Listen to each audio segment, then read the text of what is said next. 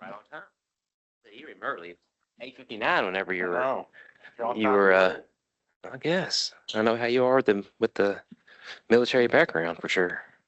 Let's see. All right. Let's see. All right. Good morning, everybody. How are y'all doing? Good, good. For this is want to thank all of y'all.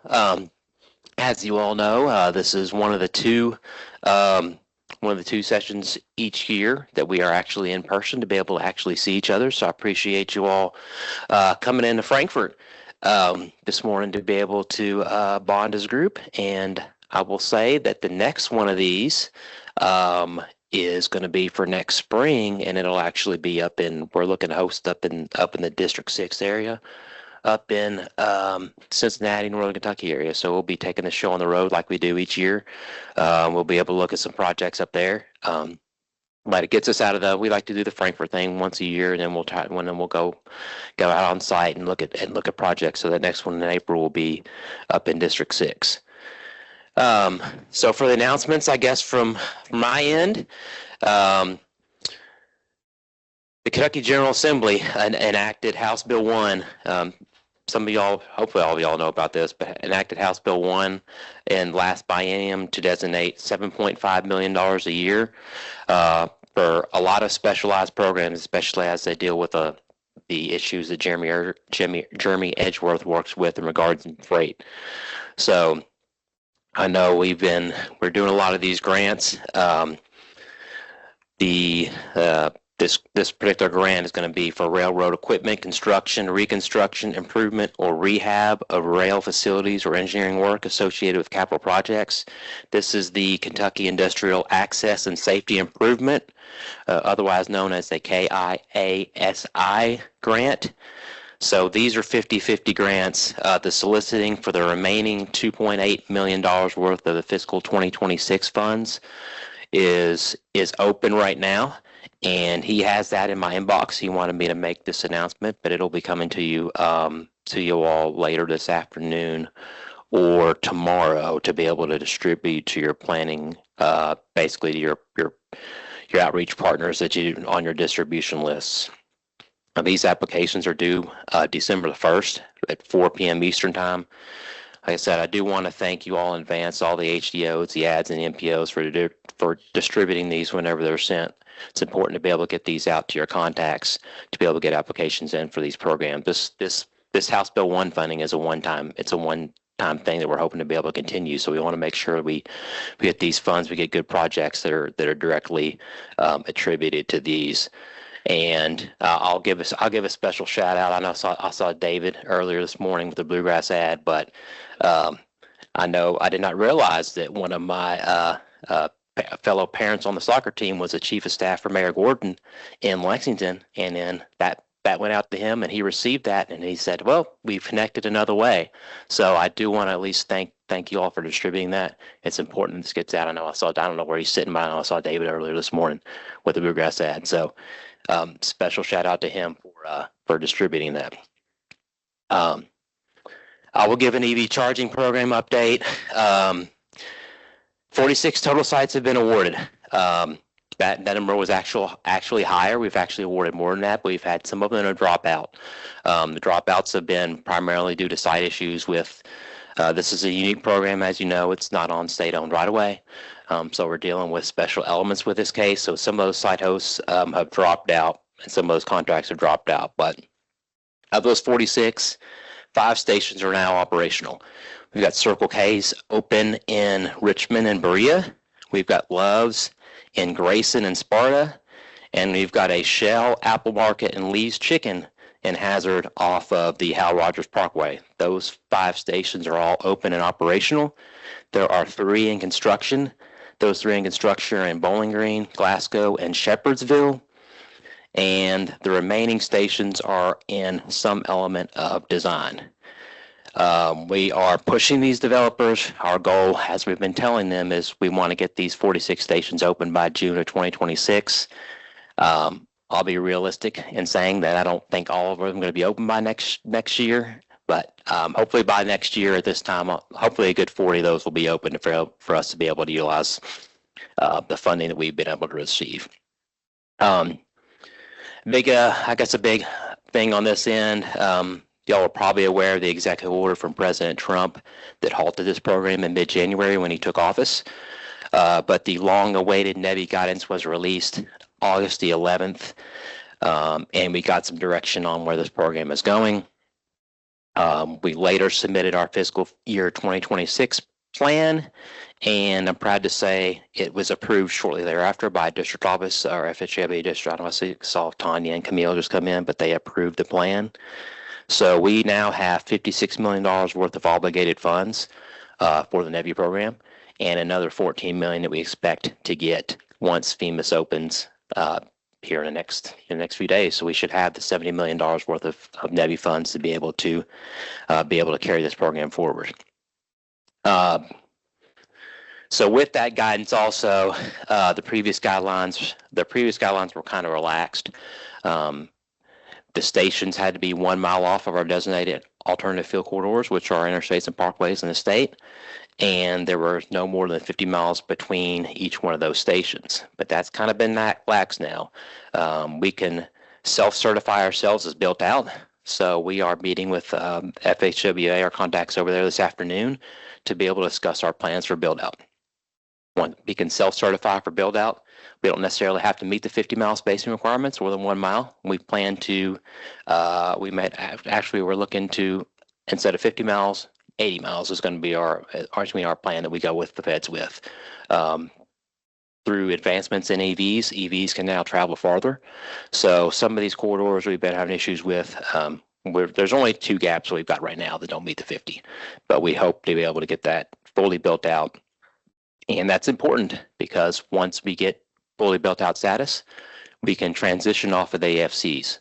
So I know, I see Charlie, I know Mary Westfall Holbrook has had several discussions with me about having stations up in District 12. District 12 is the one district right now that obviously doesn't have an AFC, don't have any parkways or interstates in District 12. So we can utilize those funds on other priority corridors, which in District 12 would be US 23 and the like. So we can use those on other priority corridors once we're built out.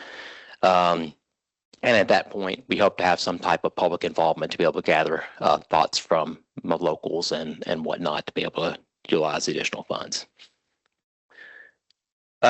We are also doing a KTC, Context Classification Network Study. I know all the planning partners should have received an email from Beth Neiman. We're looking for district help for this and be able to work on this network. But this study is an implementation of a new classification system to consider the context of the facility to provide a better measure of mobility and access while considering all modes of travel and users. So we are moving from a system that had previously just designated roads as urban and rural. They will be moving to urban, or the urban core, which is your more traditional downtowns, urban, suburban, rural towns, and rural. So we're going from 5 classifications to 2 with this. The deadline to be able to provide the district names was this afternoon, and I think as of yesterday, she had gotten responses back from 9 of y'all. So there are 3 of y'all that haven't gotten back with her. I think everybody that did nominated the district planners. So I'll tell you, those 3 districts that have not done it, if she does not hear back from you today, I will nominate those district planners in those three districts. So if you find somebody else, great, but it'll probably be on y'all anyway. Complete streets. The complete streets we had the complete streets plan and manual that we finalized in 2021. It's been a while since we've had any training sessions for complete streets, but I'm proud to say that Jared and I are having initial discussions about having another couple of sessions. We've heard from some folks they would like to get complete streets training. So our plan next year is to do 2 sessions, one in the western half of the state, one in the central and eastern part of the state, to be able to continue giving guidance on complete streets. We're in initial stages, but we do hope to offer that training sometime in early spring of 2026. So coordination has begun on that. Along those same lines, the KBBC annual meeting I know I sent this out earlier this week as well. It's Friday, November the 7th in Bowling Green. And I saw Carol this morning too. Carol Duckworth with the Bowling Green NPO has been a big help on this. We're taking this show to Bowling Green. But the night before, we have a nighttime community bike ride on the 6th. For the session itself on the 7th, we're providing both breakfast and lunch through sponsors. So you come in and get free breakfast, free lunch.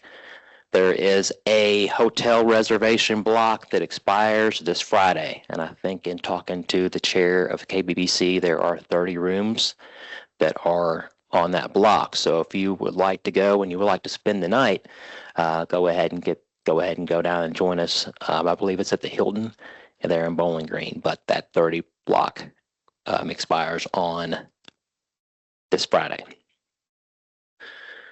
And I see my boss, Jason Swallows here. He would like to go ahead and come up and make a special announcement on behalf of both myself and Jason. Thank you, everybody.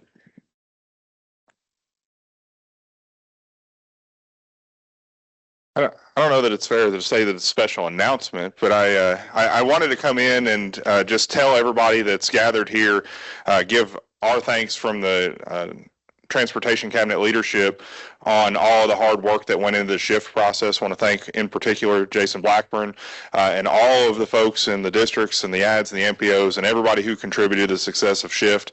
I was talking to Jason last week, and I mentioned to him that we submitted a 1,561 page document to the General Assembly 2 weeks ago now, on time.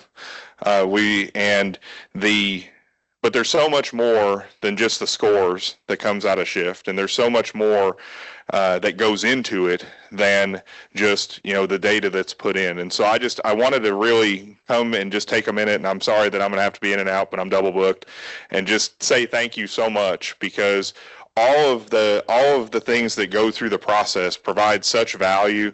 And I know Jason's getting ready to come up and kind of recap shift for the year, but I didn't want it to go unnoticed how much work each and every person in our districts and in our local planning partners have put into making shift 2026 a success. And I think that everybody in here deserves a big round of applause for all that you've done to help shape what that next round of investments looks like. So give yourselves a hand. I appreciate you.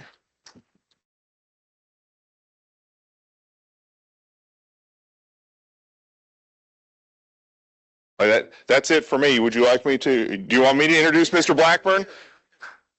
Jason Blackburn will be our next speaker, and I think that the agenda said shift recap, and I'm going to leave before he starts that. But Jason, for those of you who don't know, beneath his his exterior, whatever adjective you would use for that, Jason really cares about this, has worked really hard not only to get a good product, but to represent each and every one of you well.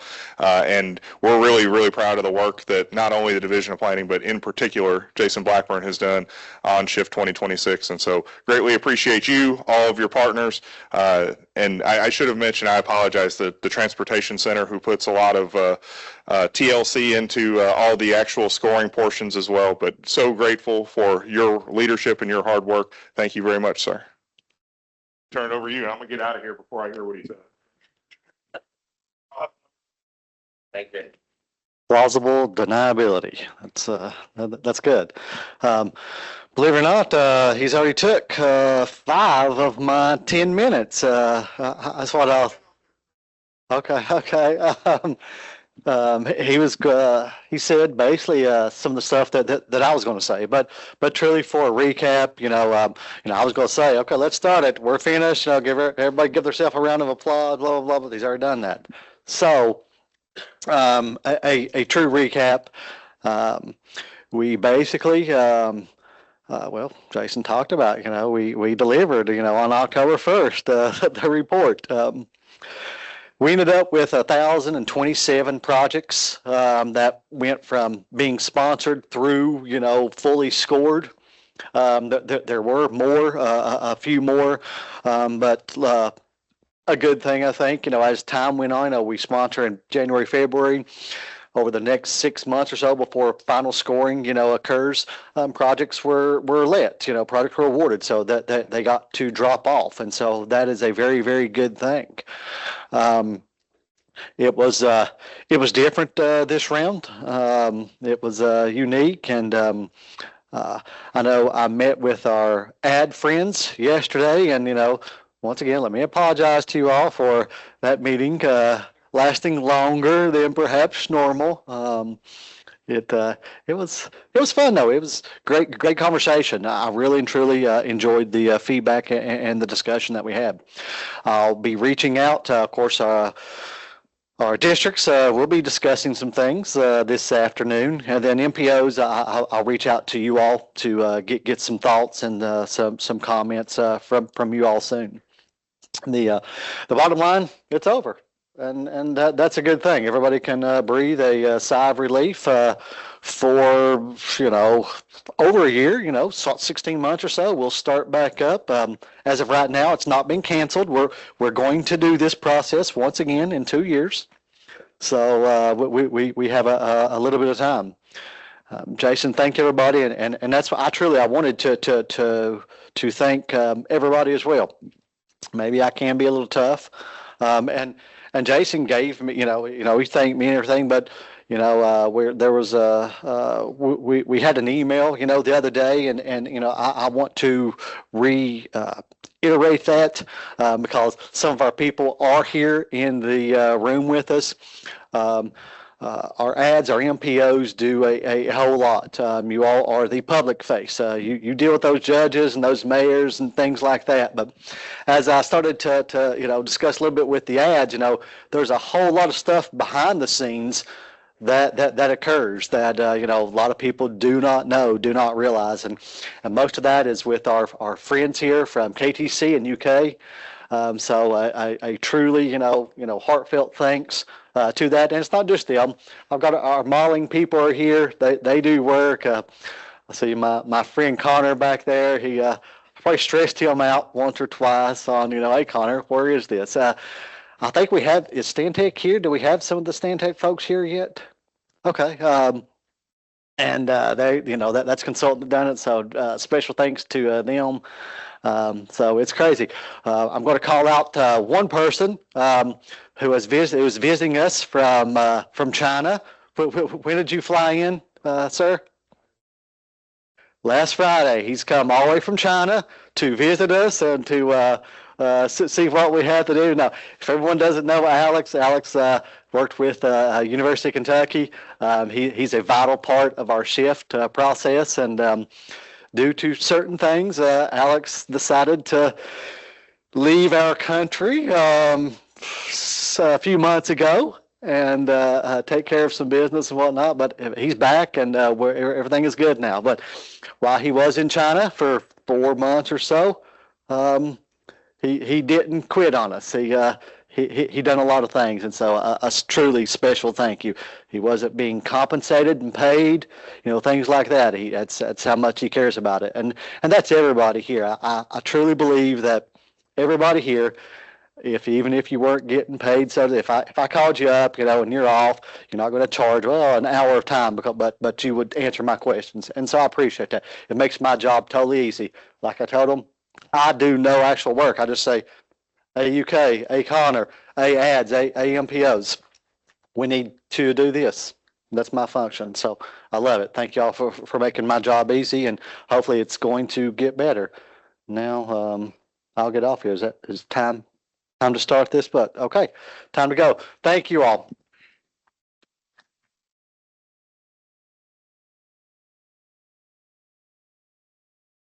Right. We'll move on to our next presentation on the agenda. Let's see. No, I don't want presentation view. Well, get this. Sure, I'm sharing. Right. Sorry, I'm working through technical stuff. that minimized. Well, said the speakers are today for this next presentation about automated traffic recorders. There's going to be Robert Brown, who's the branch manager for TMAC. Is that what it is? I don't know the acronym. And Jason is going to be speaking along with Melissa Brown. If you all don't know Melissa, she's very technical savvy. She's my go-to when I have computer problems, but she does a lot for TMAC and on the technical side. And I believe she's covering Glenn's presentation as well. And then one of my old professors, Dr. Mei Chen, is also presenting from the research side. So if you guys want to go on, come up and get this thing rolling, we will start. Hopefully figure this out. I'm trying to get on here and see how I can minimize that window or move that. Oh, my man David's coming. He's my technical for this. Yeah. David, you figured out how to get rid of that window on the PowerPoint. How did you do it? It was so easy. All right. David, you earned your paycheck today. All right. You should be set. Use the speaker. Speak loudly. Rob Brown, everybody.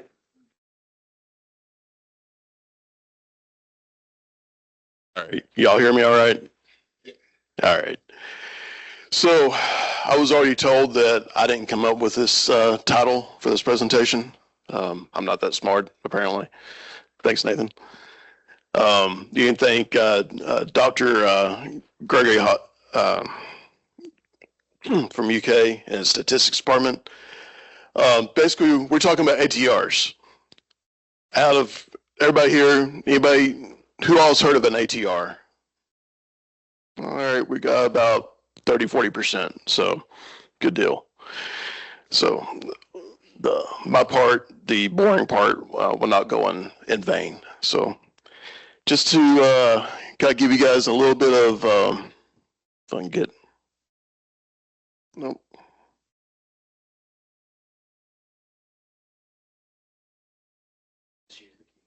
Yeah, all right.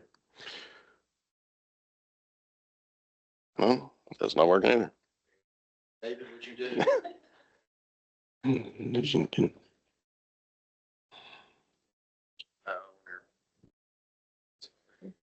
Well, Yeah, you're gonna have to be up here in the front. I can't even find a. Let's see. Come on, David. Get over here. You're sharing your screen for recording purposes? Yeah. Go ahead. Yeah, it might be a function of Teams.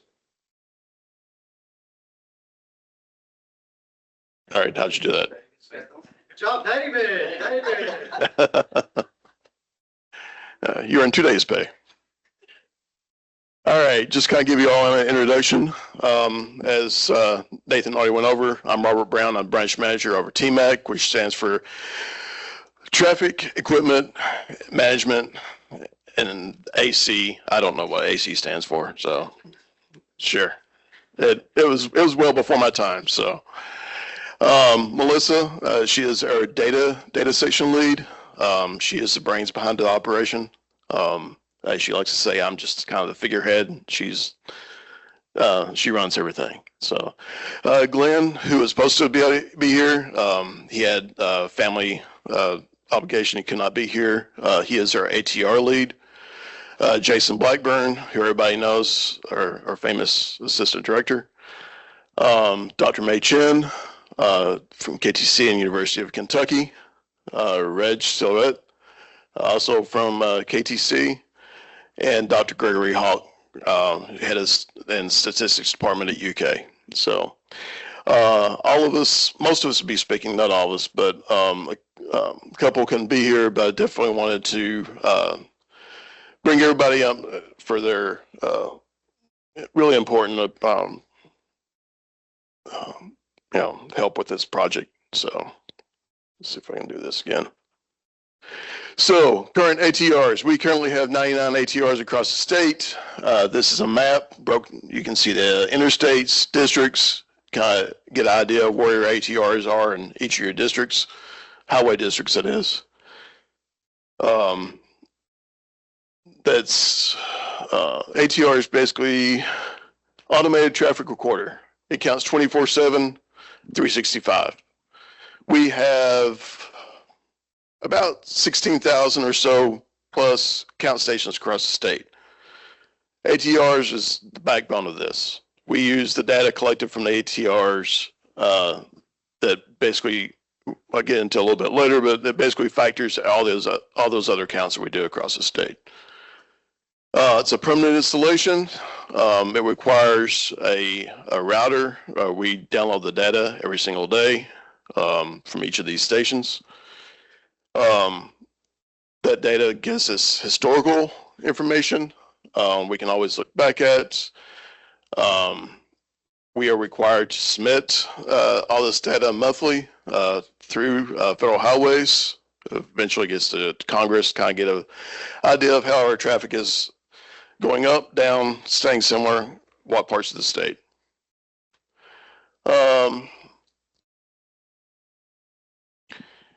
The factors I mentioned before, we factor on hour of the day of the week, month of the year. We got axle and truck calculation factors. ATRs give us peak hour statistics, the 30th highest hour.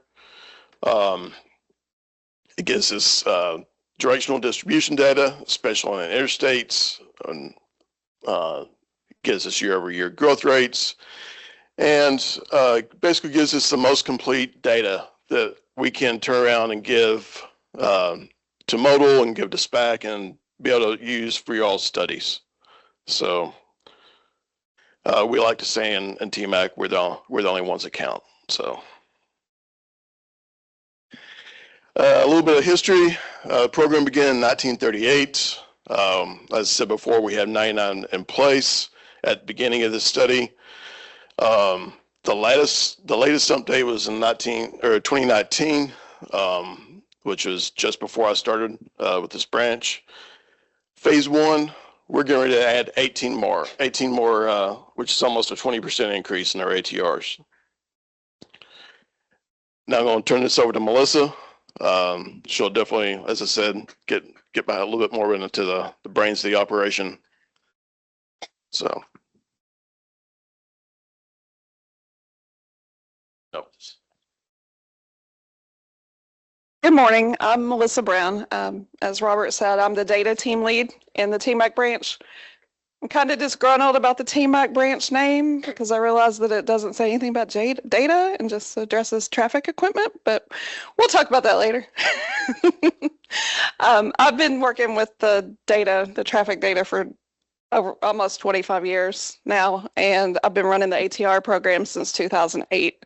So kind of eat, dream, sleep all around these numbers. I kind of see cars running around in my sleep, I guess.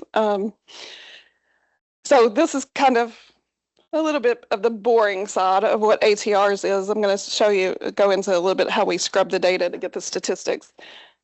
Do I just hit the, hey Nathan, do I just hit the space bar? The inner bar? Okay. So the ATR system behind the scenes, we have, like Robert said, we have 99 ATRs across the state. Not all of them at this moment are actually ours. 2 of the ATRs that we use are from the LSIRB tolling project up in northern Kentucky. In Louisville. And so they give us data. It's just volume data. But everything else is ran in-house from us there. They are our only external customer that provides data at this moment. So, as Robert said, ATRs collect data all year long.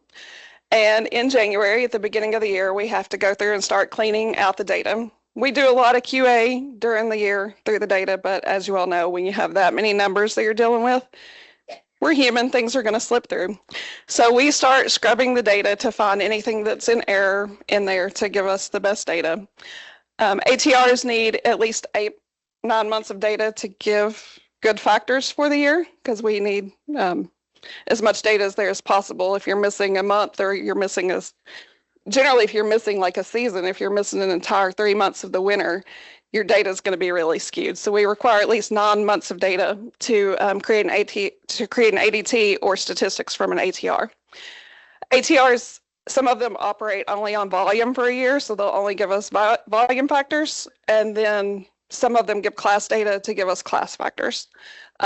Whenever we install an ATR, we install it with its full capability to give class data all the way up, everything it can possibly give, all the way up to WIM data, and then class, and then volume. But sensors go out, things fail, and we are trying to get better about replacing them. Glenn has been a fantastic ATR lead, as he's have more of our ATRs up than I've seen. We generally submit at least 89 ATRs monthly now, so which is much better. We usually run with about 15 or so down, but Glenn's got us to where we are no more than usually 10 down in a month. So that's better than I've seen it the time since 2008. So. All right, so the boring process. So when we step foot into January, we have to go in and see if there's any late data that came in from any ATRs that might have been down and under construction for the year, or say communications were down and for some reason we didn't get their files until 3 months after we got the site back up. So we have to go through, pull up any data that we might be missing, and after we load that data, we'll rerun all the statistics for every single month of the year. So every single month gives all different data. It gives all different ADT for every month, different weekly statistics for every month, different class data for every month. So we run the monthly again, and then you run phase one, which gives you all of your ATR statistics. It gives you your ADT, your truck ADT, your directional hour, all the reports that Robert just went through, your K factor, your directional factors. And we start looking through, well, I say we, but really it's just me. I start looking through all the reports to look for just bad data, as I'll show you in a second. And then I get rid of that data and we start all over until we're happy. I usually do this about 3 times. I try to always make at least a 3rd run through. Sometimes it's a 4th run through. Sometimes it's a 5th run through. But I try to have this all done by the middle of February. Takes a lot of time to run through everything.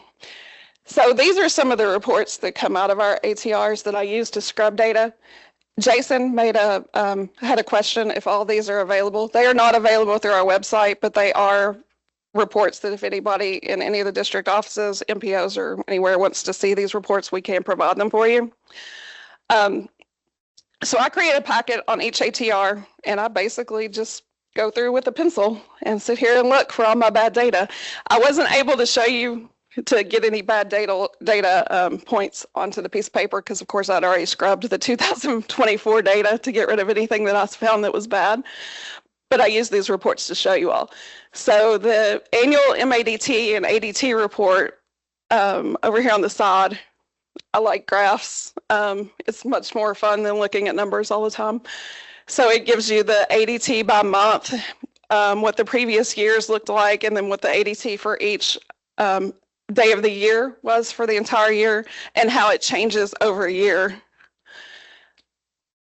It will tell you how it changed for the last 10 years, and as you can see, these over here are really handy. When you look at the graph of 10 years, I was looking through this as I was making these presentations. 2020 doesn't look as down as it did when we were working through the data in 2020. It kind of seems that little COVID point there isn't as low as it seemed to be at the time. All right, so this is the top 100 days. These are really good. These are my favorite reports to find bad data. So it ranks the top 100 days in order from top to bottom of the ADT for the day. It tells you what day of the week it was, what day of the year it was, and it gives you the percentage in ADT. All ATRs typically behave the same every single year. So this site is P34, and as you can see, most of its highest hours are always on a Friday. All the sites behave pretty similar to this. If I were to look at P31, I may find that like Thursday was the highest day of the year. So as I'm going through here, if I start to see that like Saturday is a high day and that's abnormal for that site, then I will go back and look at that day to see what caused that Saturday to be so high. It also has the percentage of ADT over there. So anything that those ranges all stay the same. And they're the same year over year for every site, unless it's hit by construction or something strange is going on in the area. This is the 500 highest hours. It's the same thing. So it gives us the 500 highest hours of a site for the year. It is the same way. They occur pretty much on the same days, same times. The percent of travel in one, sometimes when I'm scrubbing this one, I'll see like the percent of travel is 99% in one direction, which means something strange happened. I'll pull that site up and go look for it. And I make little notes. Like July the 3rd needs to be purged for this site. And then I go through and purge and rerun all this stuff all over again until I'm happy with every single thing on these pages. And this is the same thing. It's going to be the same. You can see that like the 3-4 o'clock hour, sometimes on one day, the 5 o'clock hour, these sites perform the same way year over year over year. It's kind of boring, right?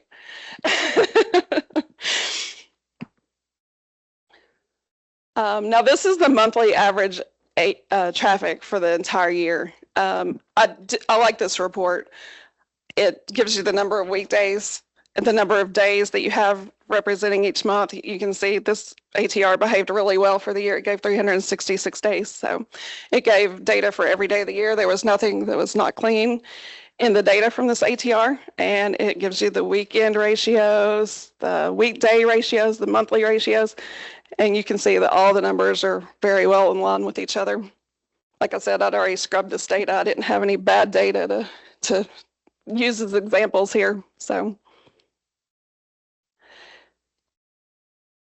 So once all of the ATR statistics look good for the year, then we start generating factors for the year. At the end of each year, let me go back. So during the year, if one of the districts emails in and they need a report from a site for us, when we are running through the year, say for 2025, we're running through the year, as we are processing traffic counts right now, we are factoring them with the factors from the 2024 year because that's the latest available. At the end of the year, after this ATR data has all been ran through and all of our new factors for 2025 have been created, we will go back and factor all of our 2025 ADTs for what 2025 traffic behaved like. So all of our numbers that we give you through the year, if it's for the current year, are kind of a preliminary number. We go back and finalize the end number in early 2026, which is why you don't see things published on our website and showing up on our maps and stuff until the middle of next year. Well, hopefully not the middle, but early next year, because we have readjusted based on the 2025 numbers. So that's why sometimes depending on who the report's going to, we'll tell you like, this is kind of loose, it'll change again. So if you need this again, reach back out to us next year. If you need a definite number, and we'll give you what we anticipated that ADT was, what that ADT looked like after we re-scrubbed and refactored our numbers. So our program is actually required by the I don't know exactly how I say this, 23 CFR Part 500 Subpart B of the traffic monitoring system. I throw that around a lot when I want Jason to pay for something or when I want Jason to fund me some money for something. We throw that around a lot because we are mandated to do this by federal highways. And like I said, we report this monthly to Congress. They use this as how the nation is traveling to see if traffic's rebounding. That's how, I don't know, since this is the district at MPS, but I know McKell sends out factoids from Tanya that she shares from federal highways all the time. And a lot of times it's talking about how travel has behaved for a previous month or for a holiday. And that is where that comes from this data that each state submits to Congress once a month. So we run our program based on the guidance manuals that are given to us, the traffic monitoring guide, which is our guide from federal highways that lays out how we run our program and what our requirements are. AASHTO guidelines for traffic data programs. You would think that this would be a really big, thick manual, but it's really not. And it doesn't give a whole lot of guidance, but it gives a little bit of clarity to some things. And then we have the HPMS field manual. Is everybody in the room familiar with what HPMS is? So, no, most of them know. So HPMS is an annual report that Kentucky does on the state of all roads in Kentucky. It is a huge data set that is pulled together by the data management branch here in planning, and it has everything. We report shoulders, we report traffic, we report medians, we report what our pavement looks like. It's everything. There's 200 inputs or so to this annual report. Oh, it's Highway Performance Monitoring System. I'm sorry. Is what HPMS stands for.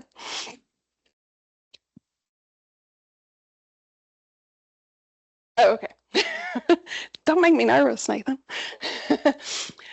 So this is wrapped up by data management. It all comes from the HIS system. There's lots of people in this room that actually have feedback into this. I know Daniel Hooker works really hard on this with alongside data management. That report itself helps Federal Highways know how much money we need to upgrade, to improve our roads and our road network. All the traffic data that we collect is basically for this. So, and Jason's shift program. So as of right now, the TMG gives us 3 methods for temporal factoring from our ATRs to apply them to our short-term traffic counts. This is where the study originated from. The traffic monitoring guide gives us 3 methods, the volume factor groups. The second one is a traditional, and the third one is a cluster analysis on ATRs to take their factors and their trends to apply them to other sites across the state. Like Robert said, we have 16,000 sites. We have 16,000 sites that we count that feed into our HPMS system. We also count another 4,000 for the bridge program. So we have around 21,000 stations altogether. So here is what we were using before we started this study with KTC. We have been using volume factor groups. The advantages of this is it gives consistency when you compare these across the nation, because everybody can take their traffic program and roll it up into these groups, no matter what type of analysis groups they're using. The precision of the seasonal traffic patterns are easy to look at. You know that in winter, traffic in the north goes down, traffic in the south stays about the same. It's easy to look at across a map for any given period of time and see exactly what's happening, and traffic stays similar in its various regions across the nation. It's easy to assign these to factor groups, as you can see it over at the side. We do this based on functional class, really, but the disadvantages of this is it ignores anything regional, anything that pertains just to the state. It kind of just throws out everything that you do. It takes all interstates that are rural and it lumps them together. All interstates that are urban, and it links them together. And then every other road is treated the same, which we know that every other road doesn't behave the same for trucks or necessarily cars. So it does not withstand statistical scrutiny at all. It is the least suggested practice for creating factor groups to apply to generate your traffic data. And so our thought was we expand our program to get us to a better place, which was, let me go back one.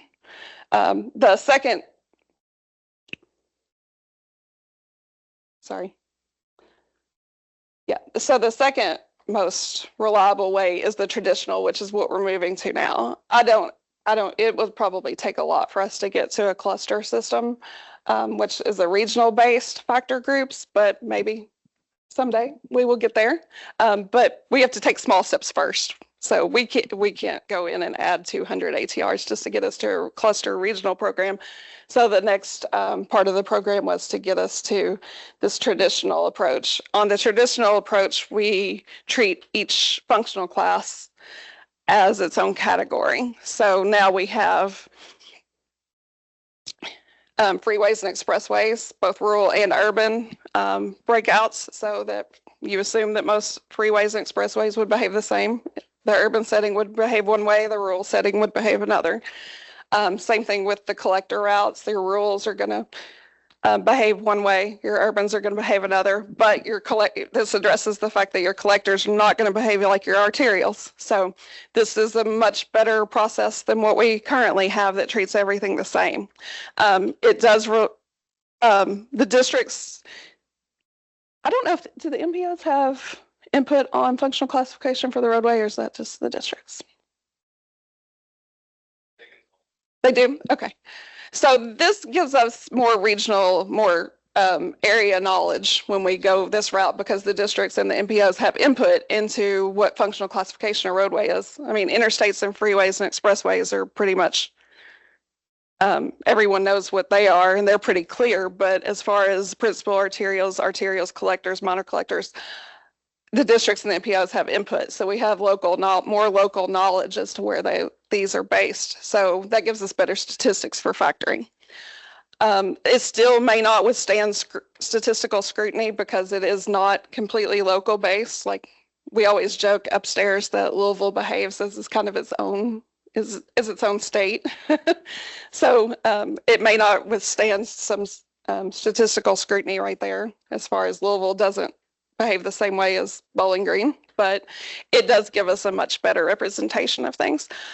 It is very easy as well on this one to assign this and to look at this more on a nationwide standard, because all states do also use the same functional classification designations. So it's a little more in depth and not as, you have to drill down a little bit further to see it, but everyone does use functional class, so you can see it on a national level as well. The easy to assign sites to groups is I put that on both of those. That's a really big part of this as well. Keeping this system easy to understand as far as like staff turnover and things, knowing how to get these sites into their groups and know every single time you add something where they should belong is a really big process, and something that we try to keep in mind with everything we do upstairs, so that we don't hand a very difficult to understand procedure off to the next person, because we know that everybody isn't going to, I'm not planning to work forever, even though Mikhail wants me to. So I'm going to hand it off to Jason.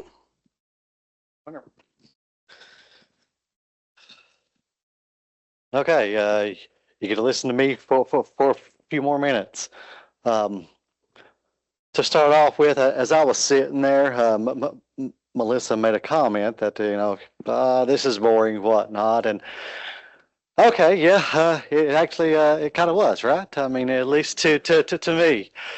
But I say that because in dealing with our TMAC bunch, and I've, gotten to know them pretty close over the last few years. It's amazing. I think it's boring, but I know it's needed. I know it's something that we need to do. But to go up there and to hang out, or our monthly meetings, whatnot, to listen to whether it's Melissa or Sean or James or Glenn, they're passionate. It's boring to me, but it's fun. That they can tell you all about it, and it's just, I just find it, wonderful that we have, just such a diverse, kind of a group of people that, that really like their job and like the things that they do. Okay, so I've got no slides. This one right here. I guess I'm lazy. I procrastinated, and I truly did procrastinate because I don't know if y'all can see this, but this is the old, elementary school type lined paper, here you got your 3-ring binder, whatnot, that I have got notes on. I actually wrote these notes this morning. I I brought this paper in from home, and I sat at the desk this morning and I wrote these notes this morning. So that's good or bad. But why does it matter? It matters for several reasons. And once again, I should have started because I'm going to repeat some of the stuff that Rob said, some of the stuff that Melissa said. But why ATRs and just counts in general? Because when we talk about ATRs, we're talking about traffic counts. Why it matters. First off, as Melissa pointed to, we have a mandate from our federal partners, I'll say, with having to do this, and it's in law, as she said, and technically, legally, I'm sure that there's the potential financial consequences. Say if we don't follow the law, we don't do what we're supposed to, there's that potential for holding back money, things like that. Now, I don't think they've ever done it, and I know that there are some states historically that weren't in compliance for a few years, and I don't think they missed any of their monies. But how the system works, you never know. Maybe they decide to make an example out of Kentucky, and we don't want that. Funding is very important. It really matters on how we use this. From a planning perspective or design perspective, if you've talked to me very much, you've heard me, talk about, even from the shift that, counts are kind of the building blocks of highway engineering. That's where everything gets started. If you're crunching data, if you're dealing with data from a highway perspective, traffic counts is what controls pretty much everything that you do. It's a foundation, and the ATRs that has been brought up and what this study kind of focused on, is sort of the true foundation of that count building. Like Melissa alluded to, and Rob, it's the factors. That's what gives us these factors to apply to all of our normal counts, things like that. The ATRs are the most important part of it. All data starts with counts, like I said, and just think about it. Safety. I'm sure, hopefully, we've got some safety gurus in here, whatnot. You can't point out a safety measure, whatnot, that is not based upon ADT. No matter what anybody else tells you, ADT is the most controlling factor to how many accidents are going to occur. This, that, and there. It all comes down to an ADT. Congestion. For sure, accounts kind of highlight congestion, where it is, where it ain't. We get into reliability, is a measure now. Counts are the foundation for a lot of that stuff. And I say that because, and it goes beyond that. I'm saying congestion, but it was talked about that our count, the reporting, the HPMS. And so we get into things like air quality. Well, a big chunk of that air quality comes into how many cars are on a roadway. It's okay. We take that, and we know each car produces X number of parts per million of carbon. And that's what it comes down to. Like I said, it does a whole lot of stuff behind the scenes, and the data is used in a lot of ways. Just simply how many cars are on the road translates into a lot of data usage. From a direct planning into design aspect of it. Counts are used for our forecasting models. My forecasting modeling friends are back there, and I have some pretty vivid discussions with them on Tuesdays when I'm in the office. They're shaking their head. Seems like I have a lot of vivid discussions on Tuesdays. If you're ever in the central office on Tuesdays, you can come up to the 4th floor, and morning times is probably modeling, and then after lunch is the admin section. We have a lot of fun, that's for sure. I think that I pointed out earlier that I don't really do much of, I just say, hey, we need this. And, that's for everybody else to do, yeah. But the forecast and the modeling, and I brought up our modeling group is because they've heard me numerous times talk about the word accuracy. right? Okay, that's all I care about. I'm not anti-modeling, I'm not but we just need to make sure we're accurate. And that's what Melissa was getting into as we, three kind of levels. We're going from the bottom line, the hope is to move to the second tier, be a little more accurate. Therefore, hopefully our forecasts are going to be a little more accurate. Our models are going to be accurate. We go from TMAC counting to giving the data to the our multimodal branch to do forecasts and models, and then they in turn hand that off to our design partners. And of course, from a design perspective, what counts translate into? Counts translates into pavement thicknesses, pavement design. It translates into the number of lanes, which is a really big hot topic, at least amongst us in central office. Okay, is it 16,000 or 16,001? Is that 4 lanes, 2 lanes, a 2 plus 1? But that's how it's used. The ATR is used, and what we're doing is actually used, just to be honest, to improve employee safety. The districts, should be familiar with this. Every district has at least one person that they're sending out there to, I use the term play in traffic. We're not out there playing. But we're out there setting up those tubes that everybody drives over. That's not the safest job, on the planet. You're generally out there alone. Cars whizzing by, back and forth, and what ATR does, that's these permanent sites. So for every site that we can install, perhaps we're taking away a tube site to prevent, an employee not having to go out there and run back and forth. And so there is a safety aspect of doing this. It makes it more accurate. It makes our employees safer. So it's a win-win type situation. At the end of the day, counts are important. That's just a fact. No matter, anything, counts are very, very important. And it's so important. Melissa brought up funding, and it's not me, but it's so important that we're going to be spending over $3 million in the next year to year and a half to improve our ATR locations, and that's where this study that we're going to get into more detail is going to be. And Rob, I think, pointed out the phase 1. It's 18. And that's just phase 1, because that $3 million should fund, over 70 sites, is what we're going to be doing. So like I said, from an employee safety perspective, that's, perhaps 70 locations that we're not having to go out there and deal with traffic. So that's a win-win for everybody. Another few things first, and Rob will touch on this probably at the end. A lot of people might be familiar.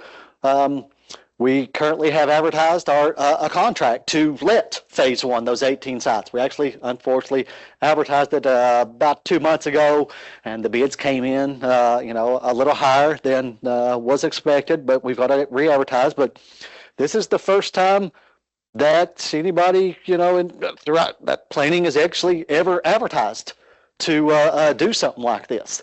So it was a new thing for us to tackle.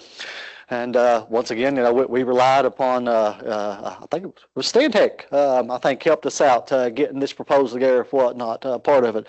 So it was great, but that is just phase 1. So that's 18. And like I said, so we're looking at, hopefully at least 70 things. And I think Melissa talked about normally, like, we have out of 99, maybe 10 are down. Part of this money is going to ensuring that 99 are up and running and keeping that. We want to bring everything back up to proper function and, keep it working. So that's a great thing. And then Rob will touch on here in just a little bit, what the future might hold. We currently have 2 cameras that we're using. One of them in partnership with the UK, but we also have one that we have tackled, and that's perhaps how the future is going to be, is going to a camera-based type system. So it is very important.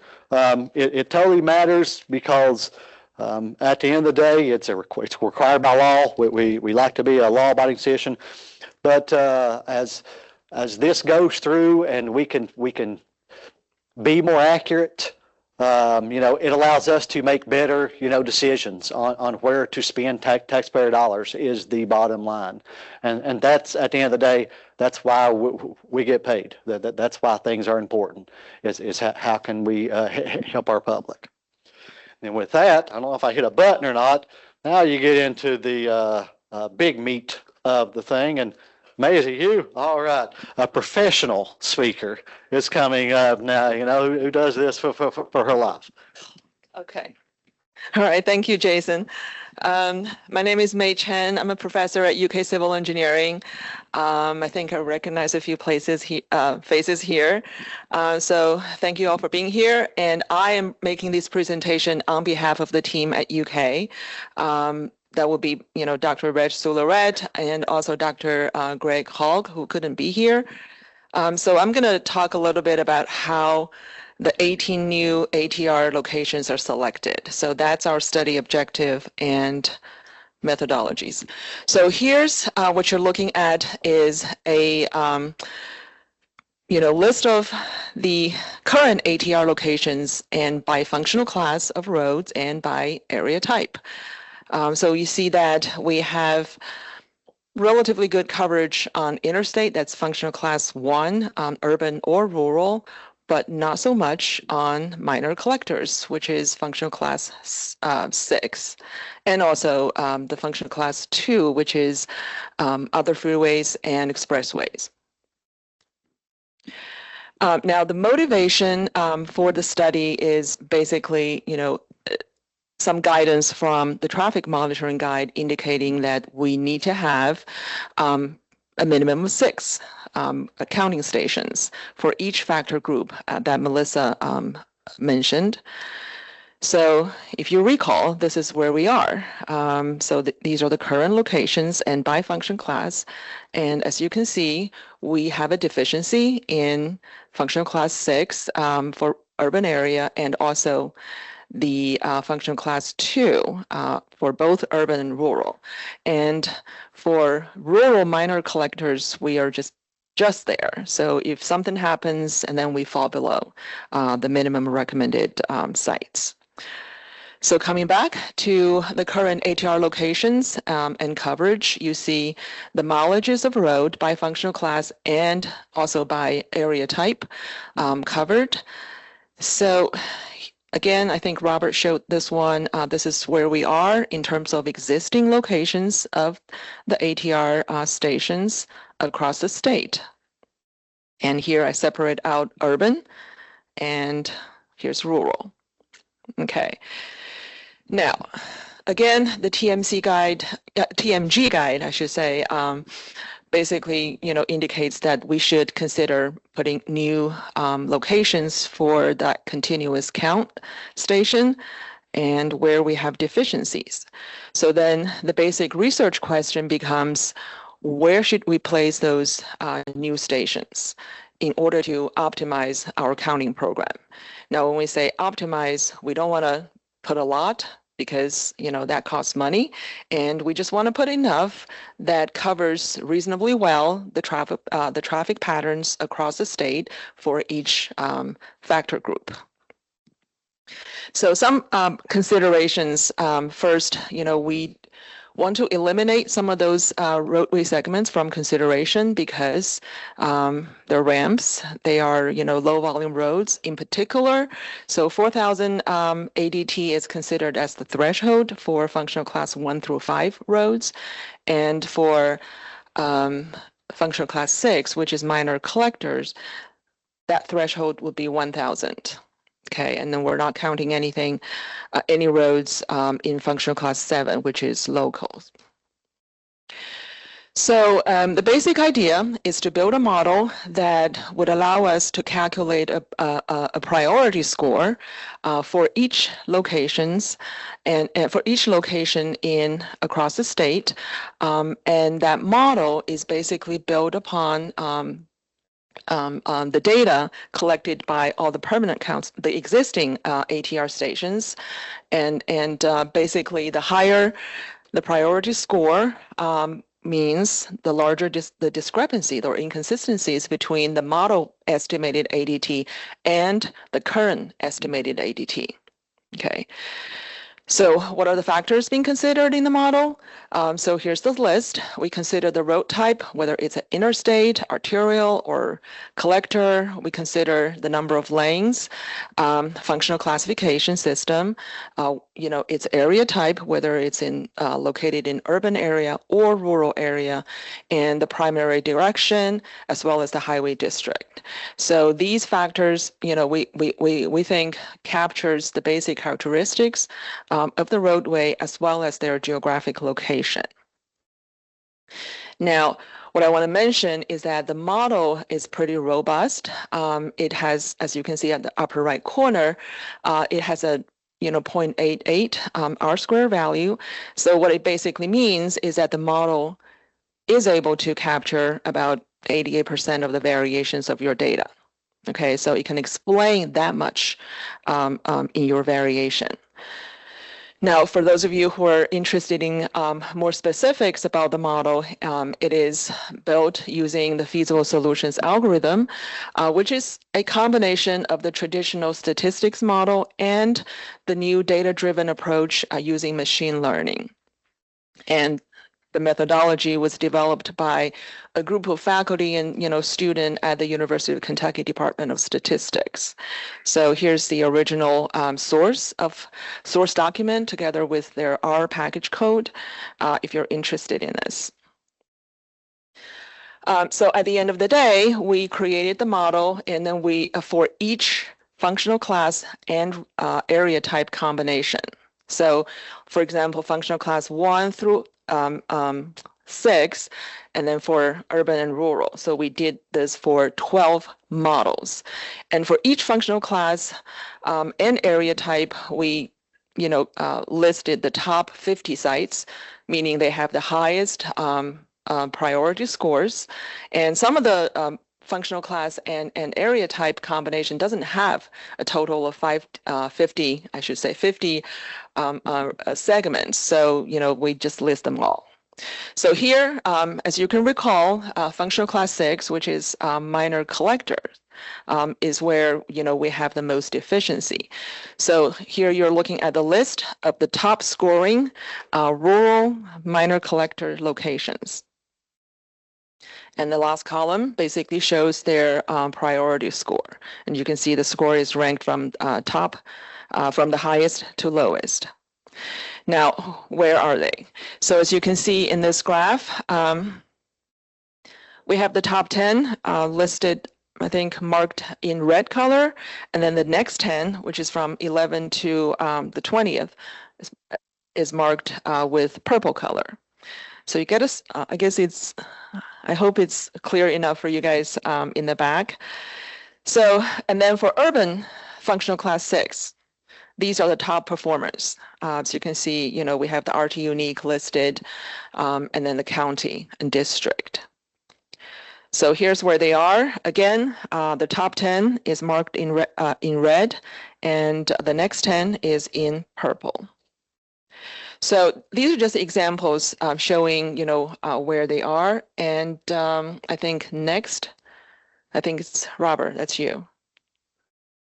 So basically, Robert is going to tell us, oh, is that going to be you? Oh, yeah. Sorry, Robert. It's Melissa. So it should be Glenn, right? Yes. So Melissa I'm is in for today. all right. Like Robert said, Glenn couldn't be with us today. So I'm going to cover his part. Glenn is our ATR field crew lead. So he goes and visits all the sites. He knows these sites and their setups on the side of the road, like the back of his hand. So May went through the list of the sites that we were given. And in order to install an ATR, there are certain needs that every installation needs. The equipment considerations for us to install a site is a power source to give us electric or solar so that we can connect to the site and so it can continue to run to get the data for us. It has to have a communication line. We use all cellular now. Are they all converted? Okay. We used to have landlines, but now we have converted everything over to solar. So that of course requires a good cell signal. We need a traffic cabinet and room for the traffic cabinet for protection for our modem and all the equipment inside the cabinet to be protected from the elements. That includes, we typically try to go behind a guardrail or somewhere that it is safe for Glenn and whoever might be with him to get their truck off the road, for them to not keep the public from getting by, for them to be able to address the cabinet without worrying about someone hitting them. Or so behind a guardrail is the best place, or like up on an incline where someone's not going to run off the road and hit them. They when they're out there laying tubes in the roadway, doing their portable traffic counts, those guys have their spots on traffic. But when you're at an ATR site, you need to have your guard down a little bit more, because you're dealing with electrical equipment and you're not, you're off on the side of the road doing other things. So you don't have your eyes right on the line of traffic. So they need to be protected a little more from the elements than the typical guy that's out there laying our portable traffic counts. We always need free flow traffic for pretty much any type of traffic count that we do, but for these sensors as well. You want to avoid lane changing and weaving. You don't want people changing lanes in the middle. You don't want any stop and go traffic, you don't want traffic sitting on top of your sensor, keeping it activated so that it's not counting cars that are going by in other lanes. Like I said, he needs a safe pull-off location. Behind the guardrail, we try to keep our sites very visible to mowers. Our portable traffic counts get hit all the time. Luckily, the cabinets at our ATRs, they stand a little taller. They get hit by cars a lot. You don't want to hit one of those by a car because your insurance has to pay for it, but they're more visible for mowers, so that's not as much of a concern with these as it is our sites, our portable counters that sit directly on the roadway or in the grass. Stay away from high voltage power lines. When the power lines have so much voltage running through them that they can activate our sensors in the roadway, they can keep them in the on setting so that they do not count the traffic that's actually going by when they're activated. This actually didn't become an issue until very recently. I don't remember what site it became an issue at, but I think it was on one of the interstates. I think it was up in Louisville, and this was never a concern for anyone, but in the last few years it has become a concern.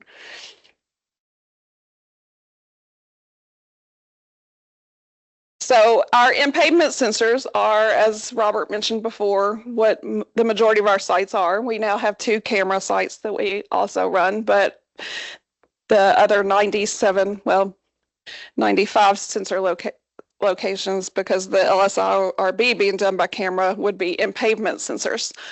They need smooth pavement 300 feet before you cross the sensor and 100 feet after you cross the sensor, so that the equipment can count correctly. The disadvantages of ATRs that are installed inside the site is, like we mentioned before, they can be down for long periods of time. We try not to have them down for long periods of time to anything that happens to us, but of course, if construction is going on in an area, an ATR can be down for 3-4 years at times, especially in Louisville, our stepchild of transportation. So construction takes them out. They are prone to environmental wear and tear. When we install a site, we use both piezos and loop sensors here in Kentucky. Piezos have about a 3-4 year lifespan because of pavement wear and tear. Loops can last 20-30 years as long as we bury them deep enough. However, they only give us length data if we have a double loop. So we want piezos so that we can get that 15 bin class data that we like, and that it gives us a better representation of traffic. But like we said, they don't last as long. So these camera alternatives give us the 13 bin, because AI is useful in a lot of ways. AI is helping us with the cameras and being able to recognize specific vehicles that are standard in every state, because every state has specialized vehicles for their area. Like we have coal trucks that are here. Some other states wouldn't. So now we have two ATRs that are running with camera. We have one in Grant County on 75. Its site number was P23. And we have one that we have just put in conjunction with May for a study that she's been working on. So, and we are going to use that to cover our rural minor collectors that May was just discussing. So when you're installing a camera, we have different considerations as to what needs to be present for a site. This is actually our camera on I-75 at P23 right here. It is the Litron system, if anybody wants to know what we're actually using. So the considerations for installing a camera site are going to be lighting, which the camera has its own lights, but you also need a little bit of lighting around you if you can have it. Some of the interstate sites don't have a lot of lighting around, but we're also looking at portable cameras and they need lighting around them. It does have a lighting kit. It's actually kind of cool because it has a windshield wiper too. So the benefit of a camera is that the road does not have to be flat. It does need to be straight in order to draw the lines the grid lines that block out what we want to address as traffic and what we don't. It still gives by lane data and we're allowed to draw those lines, but of course the lane has got to be straight. But May's camera is actually headed downhill a little bit, so the pavement didn't have to be flat for where we put the camera in Leslie County. It needs a breakaway setup if it's placed in the clear zone, so that if someone hits it, it will move. They must be 30 feet from the white lawn and no more than 150 feet away from the furthest lane of traffic that is gathering data for. Those numbers may change as the cameras get better, but as of right now, those are the recommendations that we have. The site in P23, we have just one camera hung and it is actually gathering 4 lanes of data. And that's, of course, that's I-75, so I think it's around 50 or 60,000 cars a day. So it's able to handle a lot of data and it's performing within 1% to 3% accuracy, which is really good. These do not have to be behind a guardrail, but of course, like we said, they do need to be on a breakaway pole. So, all right. So when we were going through the site that UK gave us for the sites, there were a few things that we have to consider, like geographically, to know where we can put an ATR. One of the proposed sites that they gave us was A42, and this was going to be for a rural roadway. But as you can see, this is near Cadiz, and it's more of a small rural or small urban than it is a rural. So we were able to eliminate that because we need something that's actually functioning at the rural level here. If we were to put this one in, this would be more of a like cluster type, which is where we hope to go later in the more in the future with a cluster type analysis. But this roadway is more of a small urban, so it was not a good fit for this study. I also wanted to address the city streets. We put ATRs only on state maintained roads. We do have 2 that are on city streets. We used to have it a practice that we would have some on the city streets, but we found that since we don't own them, there's really no ownership to tell us when they're going to eliminate our sensors, when they're going to pave over our sensors, or recently we had a property owner that just went in and dug up our sensors. So, and there's no responsibility there to really let us know because we don't own that roadway. So we have eliminated putting them in on city streets. We do still have 2. We have one on Collins Lane here in Frankfort, and we have one in Paducah that are on a city street, and we're going to continue to maintain those, but we're going to try to, as a practice, to not add them on roads that are not state maintained or on roads that we don't think will continue to be state maintained in the future. So this is another example. This is High Street down here in downtown Frankfort. This was not a very good consideration because, as you can see, there's nowhere to place it. It's just business after business after business and driveway after driveway. There's nowhere to place any sensors there. This was one that was also on the list for consideration. And we cannot place it, of course, where there's a rolling terrain, where there's a hillside up here because it's not flat. Same thing on the right side of the road here too. We try to be good stewards for the public. We try to stay out of people's driveways, out of people's yards. We don't want to cause any conflict or nuisance for any member of the public as well when we decide where we're going to place these sites. Same thing here. We're in people's driveways. And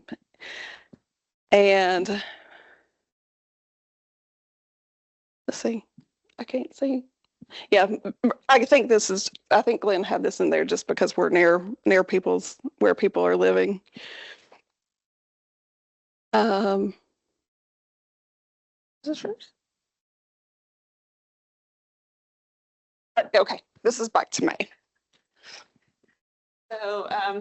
So this is basically in the end where that 18 is located at. If you look at the red circles, and then going back to rural functional class 6, which is rural minor collectors. These are the originally, top 10 scored locations.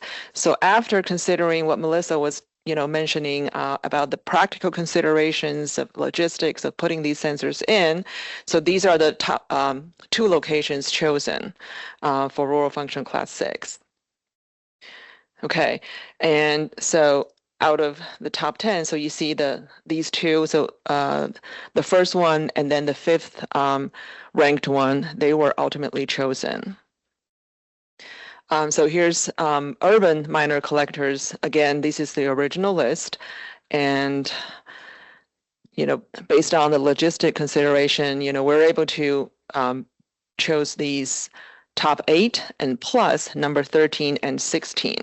So again, this is urban functional class 6, and then the one circled with a square. These are the final locations chosen. So, all right, so again, coming back, this is the overall total proposed additions to the ATR stations. Now, I'm going to turn it over to Rob. That's correct. All right, just to finish everything up, as Jason mentioned, we do have this to be let this month. Everything goes as planned. This will be let, and within the next 6 months, we'll have 18 new ATRs within our system. Where do we go from there? Once we have those in, as Jason mentioned, we are also we have the 2 camera systems. I want to give you a quick glance at how those look.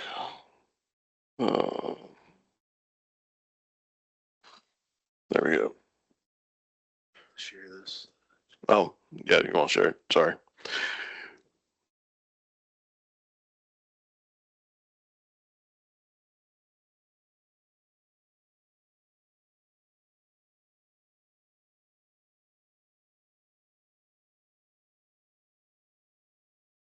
So also while we're working through this, some of the next sites we're also going to be looking at are as we kind of move forward with a traditional approach, as Melissa mentioned before, we're going to try to look at recreational sites when we have more recreational, say like Cameron, Mammoth Cave type park areas. So going forward down the line, those would be kind of the sites we'll be looking at going forward.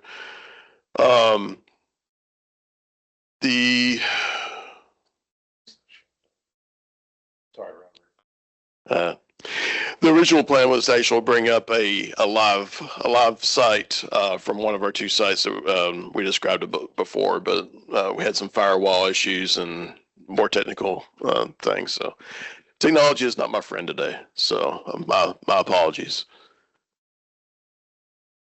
There we go.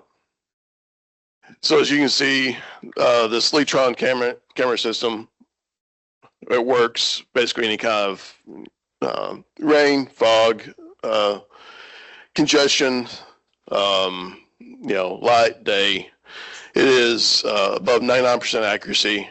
Other states have been using them a lot more than we have, and my hope is to have 6 to 8 of these sites installed within the next year across the state. And these will be, we're not completely moving away from our traditional sites, but we are trying to look at these areas where it's not feasible to get a traditional site in.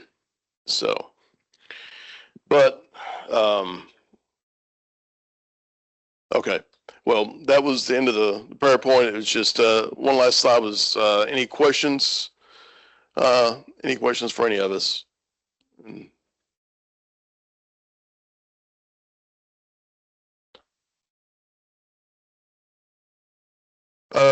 Phase 2, we're going to basically a little bit more of the same. We'll take the list. KTC and UK are looking at expanding the data a little bit more based on classification data, and not only where we're missing at in kind of volume area, but where we're looking at and missing ATRs and classification data. So we'll pick those sites up and then hopefully expand another 15 to 20 more sites. Yes. Did you let the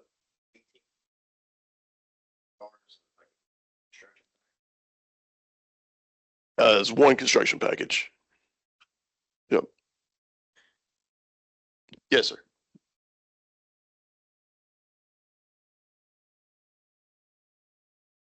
Yes.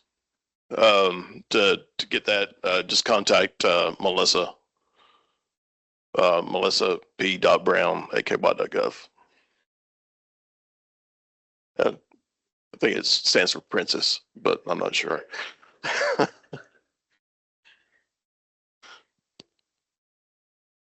Any other questions?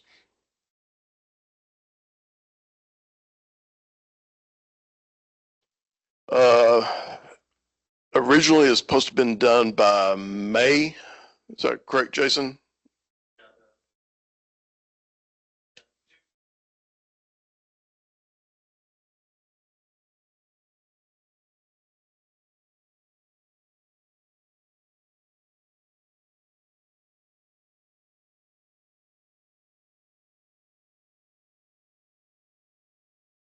January, February.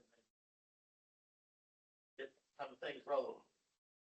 That's where that 12 to 18 month total time frame for 70 kind of new sites, how that's going to happen. We're basically looking at about a 6-month completion for each back. Thank you. Sure. Anything else?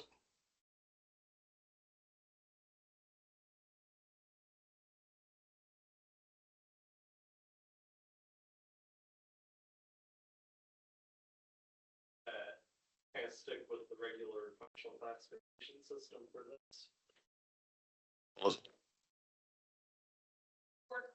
So my thought process right now, the classification group is different than just because truck patterns are very different from regular.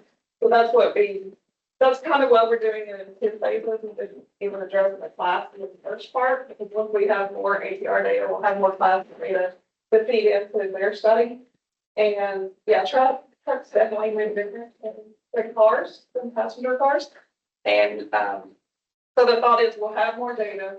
And we also began gathering week-long class data at our other permanents. We have another type of permanent site that we don't gather 365, but we gather this on a yearly basis. We've started gathering them for a week now so that we can see where their truck patterns also look like. And allows what we need to do to get our classification data back to look better. We'll say, Thomas, what we've done here is based on the TMG. So the TMG would theoretically have to be updated to incorporate the new functional classification stuff that we're working on. Yeah, I don't know if the context classification would even be like, would even have any advantages, for this purpose or not. Well, the TMG actually gives a whole different range of factoring groups for class. Once we go into that, I guess we can present that again, but they actually have different groupings than the volume. We just addressed the volume today, but their groupings are actually different than the one, all interstates in the one and all, veteran roads being the same. They actually break them down into 3 categories instead of just 2. All right. Well, I think we're bordering on our time here and kind of pushing on the y'all's break. So I was informed before all this that it'd been like 10 years since TMAC had presented at one of these, and I'm kind of hoping it's like 10 more maybe. But all right. Give a round of applause for you, Matt. Thank you all for presenting. It was a great presentation. Like Robert said, we are hitting on the break, so go on and take a break. We'll do a 10-minute break. The agenda does have a game. I'll pull up a QR code when you come back. Use your phone to get on the QR code to log into the game. We'll have a little trivia, a little something to just kind of change gears, and then we'll get back into our presentation. So take your break. Come back at 10:40.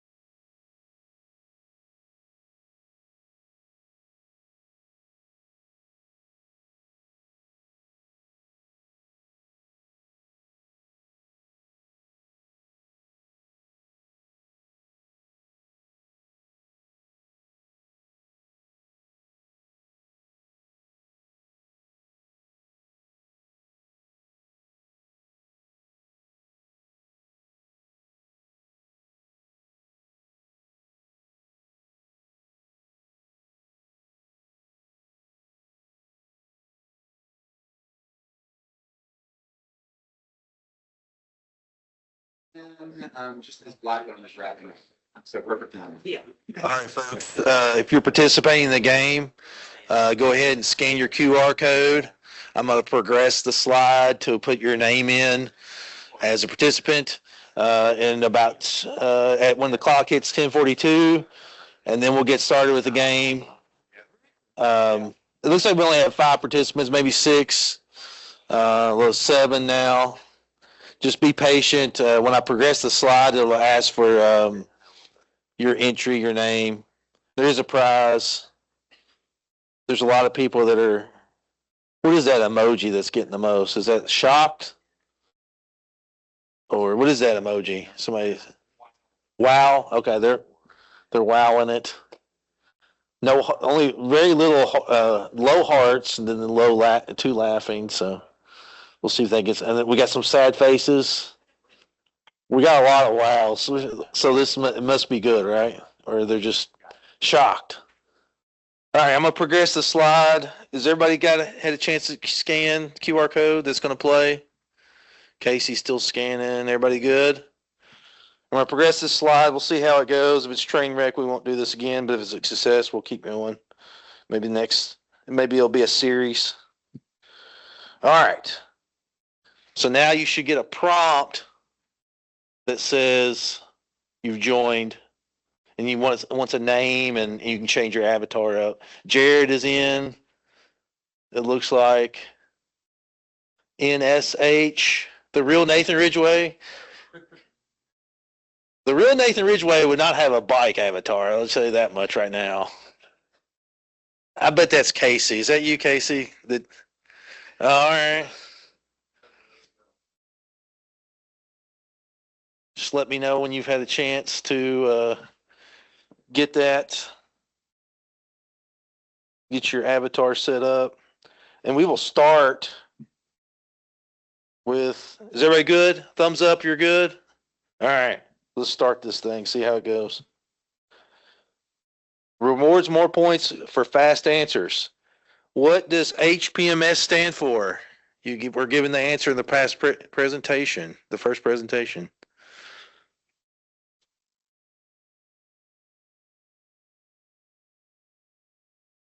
Did you put the answers in?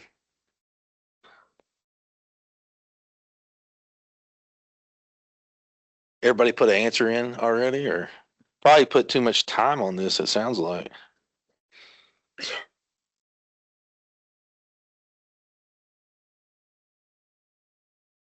Everybody good?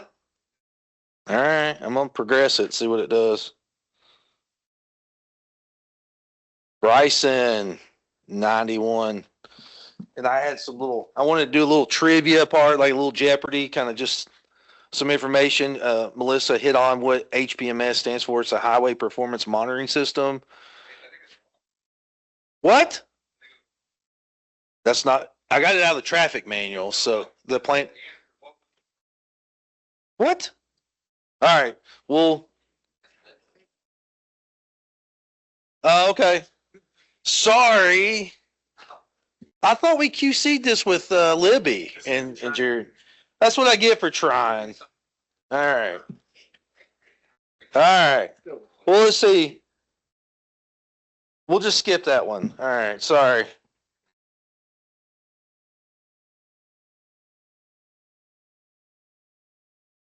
Then it skipped the 3 of 10. All right. What does SHSP stand for?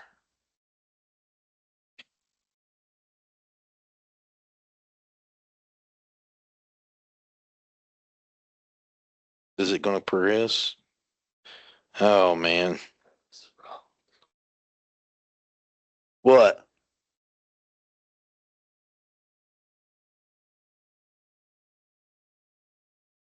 All right. Bryson's either getting all the right answers or all the wrong answers.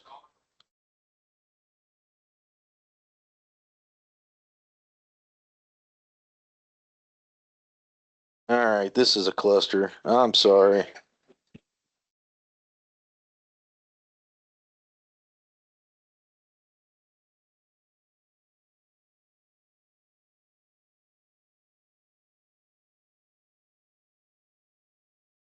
It's not the program's fault, is definitely operator error. No, what had happened is I moved the slides around. Oh, I'll start it again. All right.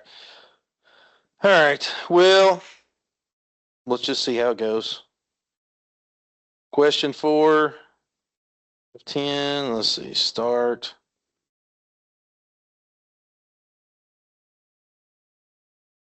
How often is KYTC required to conduct a survey of non-metropolitan local officials? 1 year, 3 years, 5 years, or 10 years? This was talked about in the July STP meeting by myself.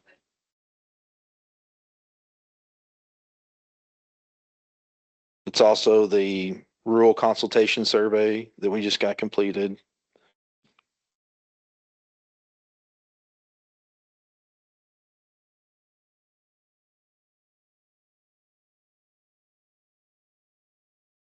Oh, DeWitt come up top here. Oh no, Albie, Jennifer. Good job, Jennifer.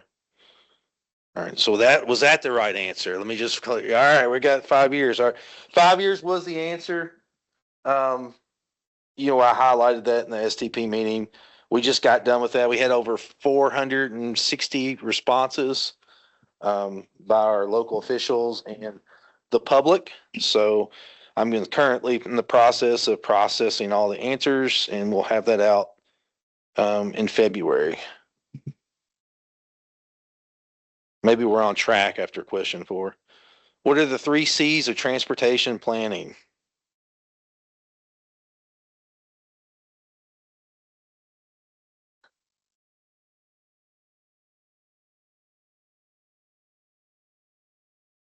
I hope I got this one right. Jeez.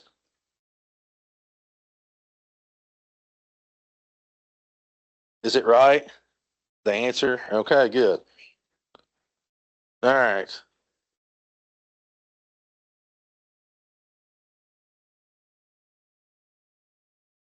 Steve.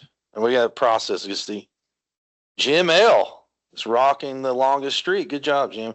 The answer was continuing, comprehensive, and cooperative. All right. I'm questioning myself here. I screwed up those first 2. All right. All right. So we're going to move on to the next one. How many primary interstates are in Kentucky?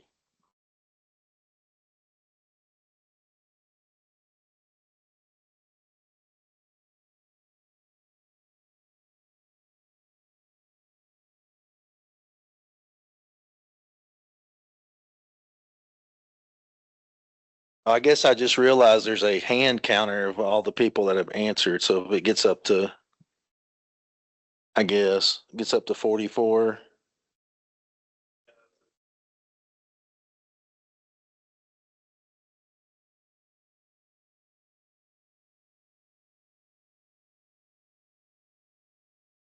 All right, I think, let's see, 2 more.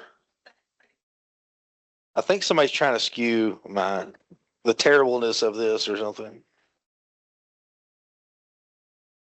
Dane Blackburn moved up. There's 6 primary interstates in Kentucky: I-24, I-64, I-65, I-69, I-71, and I-75. If it's wrong, blame Google AI. Apologize, but that should be pretty accurate. Question 7. What does KFP stand for? Freight Plan, Kentucky Financial Plan.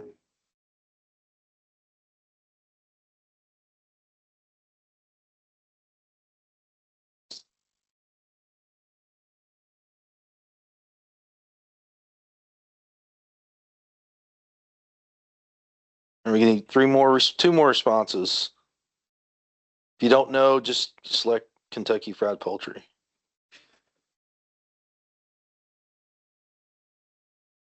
All right. Oh, didn't give me a leaderboard. The answer was Kentucky Freight Plan. Who is the largest railroad operator in Kentucky in miles owned? Jeremy's not here, so and hopefully you all get this right. Possibly, yes, possibly. And a lot of these questions I'm pulling right out of the planning guide, or freight plans or state plans. So if we end up, if I can get the kinks worked out, we want to keep doing this. You all like it. That's where I'll be getting a lot of my questions from. What's that? As long as I get the right answers and don't screw everything up, yeah.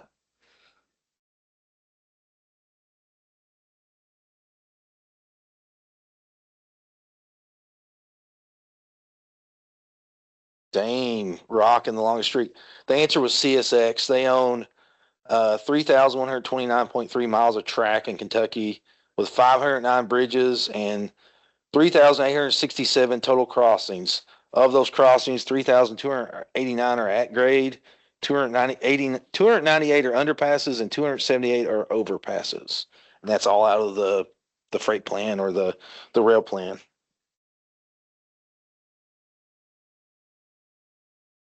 Question 9. Let's see. How many river ports are currently active in Kentucky?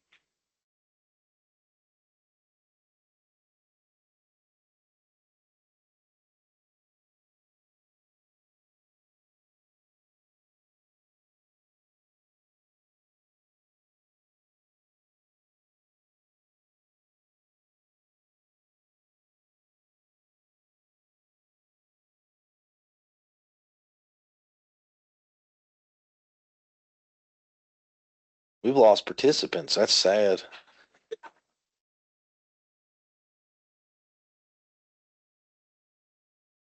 This is planning.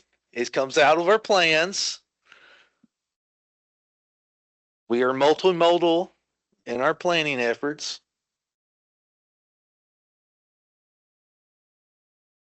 All right. Dane is killing it. Are you Googling these answers? Where's Dane? You see him. All right, so there's 7. Eddyville Riverport, Greenup Boyd Riverport, Henderson County Riverport, Hickman Fulton, Louisville Jefferson County, Owensboro, and Paducah McCracken. All right. You wrote 10? Yeah. I got them out of the plan, so. All right, last question, guys. Ah, Dane, you're the winner. He wins.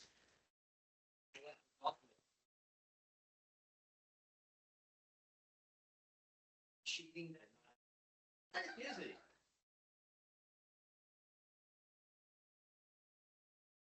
The golden front end loader. If you don't like it, Annie said her doctor point out. Okay, 12.6. Upgrade. It improves. All right, so tried something new, and I guess I was somewhat successful with a lot of roadblocks. So just trying to do something different, whether it's doing off-site visits or doing games, trying to expand our knowledge base or different topics. You guys, it's kind of a challenge sometimes to come up with topics or things on these agendas. So if you do have any ideas, feel free to share with me, Mikhail, Jason, the ad planners, Missy, Terry, who else? Steve's DeWitt, Jim Lefebvre, and Bob Kaler are all on the agenda committee. So if you have any interesting topics, feel free to send that to us so we can get those added to the agenda. I may send out a QA to see if you guys have a Microsoft form survey to see if you have any topics, or if you like the game, or if you want somebody to better organize it, just we'll put that in there too, and I'll send that to Mikhail. So, but that being said, we're going to move on to our next presentation, and Steve is going to introduce it. So I'm going to turn it over to Steve. We need to share. Let's see. I better do this.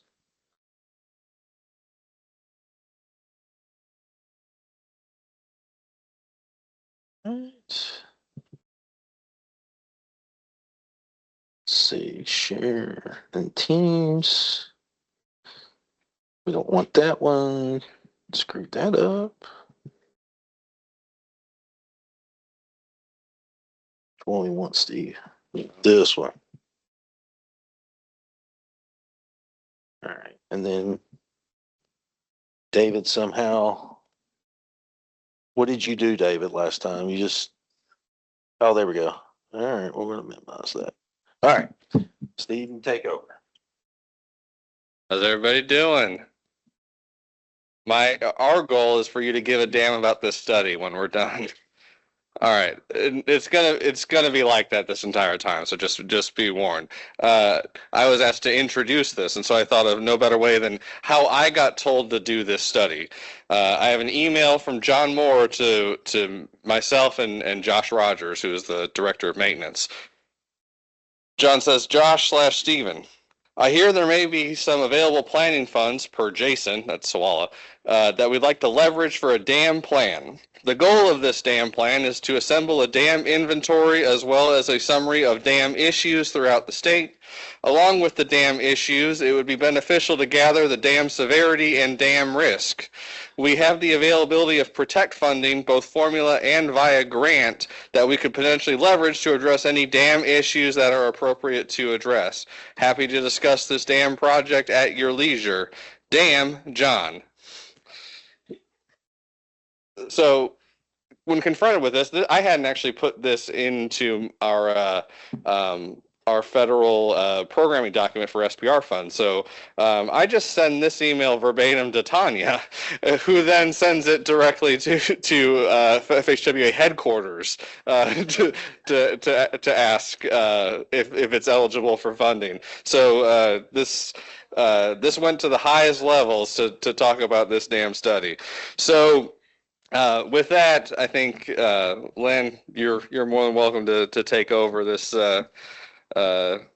this damn study. Enjoy. Damn good introduction. Thank you, Steve, for that. I appreciate it. So this is a study that has come through our Stantec statewide planning contract. My name is Len Harper, and I'm project manager for our statewide planning contract through Stantec. So our first project team meeting for this study was back in April of this year. And since then, we've conducted a lot of site visits. We've held 2 potential failure mode analysis workshops. And we'll talk more in detail about what we found from both the existing conditions site visits as well as what we found through those workshops. Ultimately, the goal is to conclude this study at the end of the year with a list of projects for a program to improve the dams where needed. And so it's a pretty quick study as far as time frame goes, but we'll go over what we've done to date here today. So quick overview. In Kentucky, we've got 39 dams that have a road that's on the state system that goes over top of it. And most of those are not owned by KYTC. They're owned by different agencies. The Army Corps of Engineers is an example. Kentucky Division of Water is another example. But KYTC is the owner. I'll fix it. Need to go to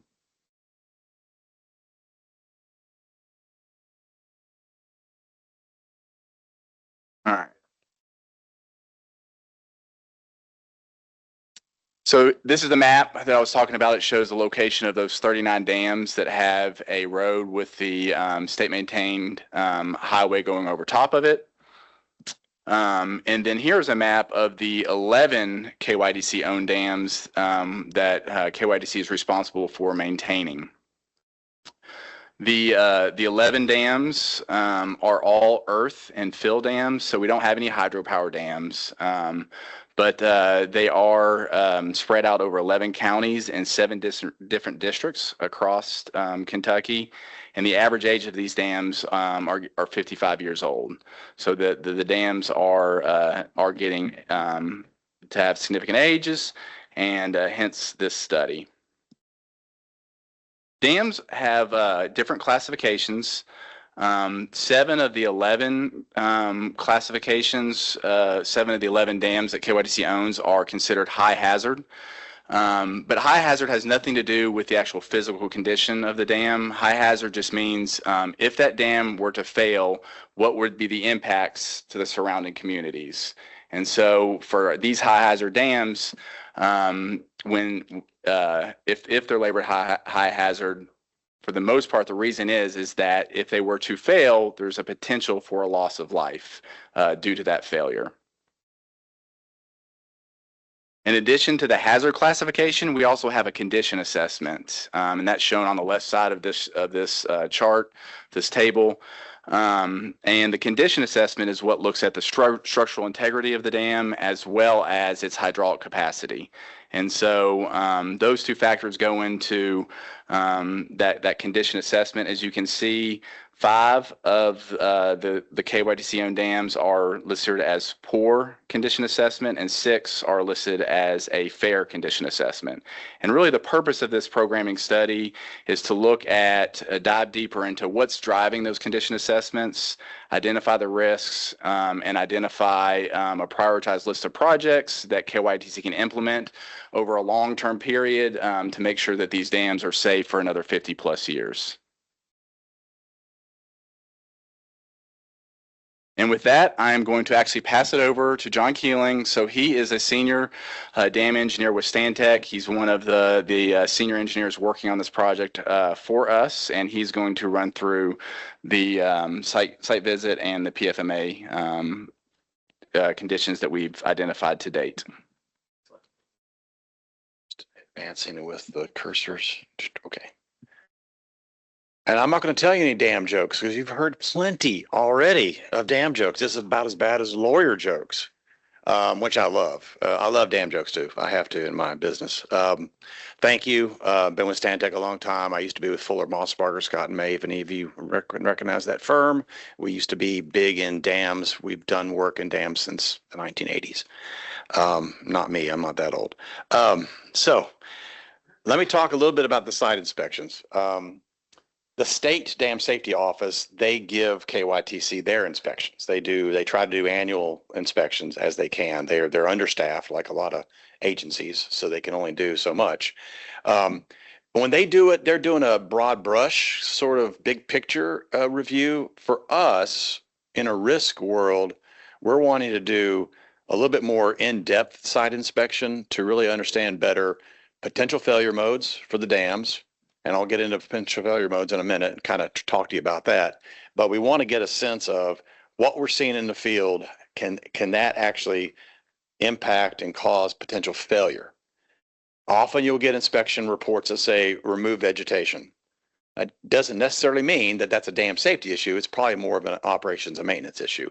But sometimes it's hard to differentiate those recommendations getting from a traditional high-level inspection report. So that's what we're trying to do here is really dig down into the weeds, literally in some places. Dam safety concerns that I've listed here, some typical ones, operations and maintenance concerns, and some other things just to break it up. I don't want to bore everybody. So we've got some interesting potential observations of maybe a Sasquatch, and we've got something else you'll see later.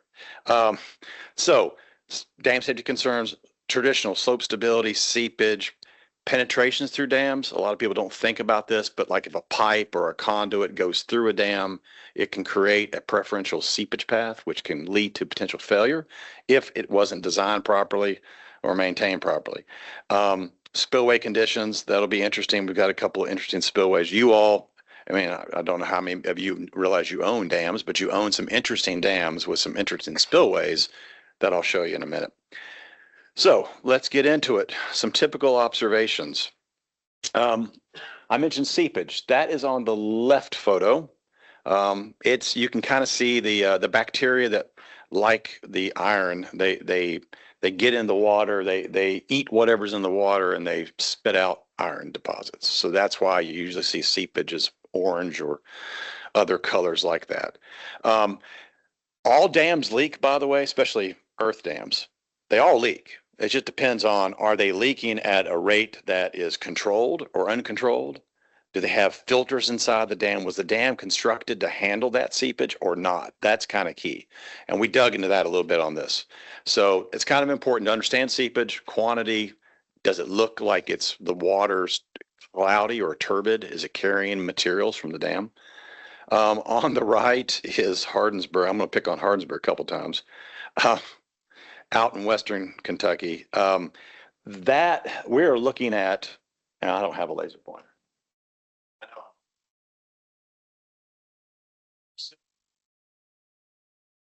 Gentleman up there is standing on the downstream side of the dam. Really can't see a dam because it's covered in trees. That head wall is the outlet pipe for the dam. So that's the way the water is controlled out of the dam. And so this is the downstream pool. You can't quite see it, but if you look close, the water, the tailwater, the backwater from downstream is actually impacting the ability of this spillway to function fully. It's about halfway full of water from the downstream side. There isn't another private lake immediately downstream of this. So, there's always questions about who modified anything, or how did that change over time. I wouldn't have thought that this originally, when it was built, would have had tailwater on it like this. And also, that's the nastiest neon green algae I've ever been around in my life from that downstream lake. It was wicked. I thought we were in a nuclear waste area. Some other interesting observations. That's me on the left, staring at that retaining wall. That's at Wood Creek on I-75, southbound lanes. You don't often see that on a dam where they've had to do this. I think they had to do it mainly because of grade reasons. I think when they were modifying the interstate, they really couldn't go any further upstream without impacting the lake. So they built a wall like this. It's just another point of, is it an operations and maintenance item? Yes. But you also want to be checking for, these have tiebacks into the earth. That's part of the embankment of the road. How are those tiebacks faring? How are they doing? I think this is, 20, 30 years old. So those are important considerations. On the right is a spillway, a shot of this is the primary spillway, principal spillway at Mill Creek. Beautiful, beautiful little lake. And to me, I'm a hydraulics engineer, so I loved it. It's a nice picture. I'm a geek, so it's on my wallpaper now at my computer, just because it was picturesque. And this is a massive spillway. It's kind of like what we'd like to see. It will pass flows, no problem.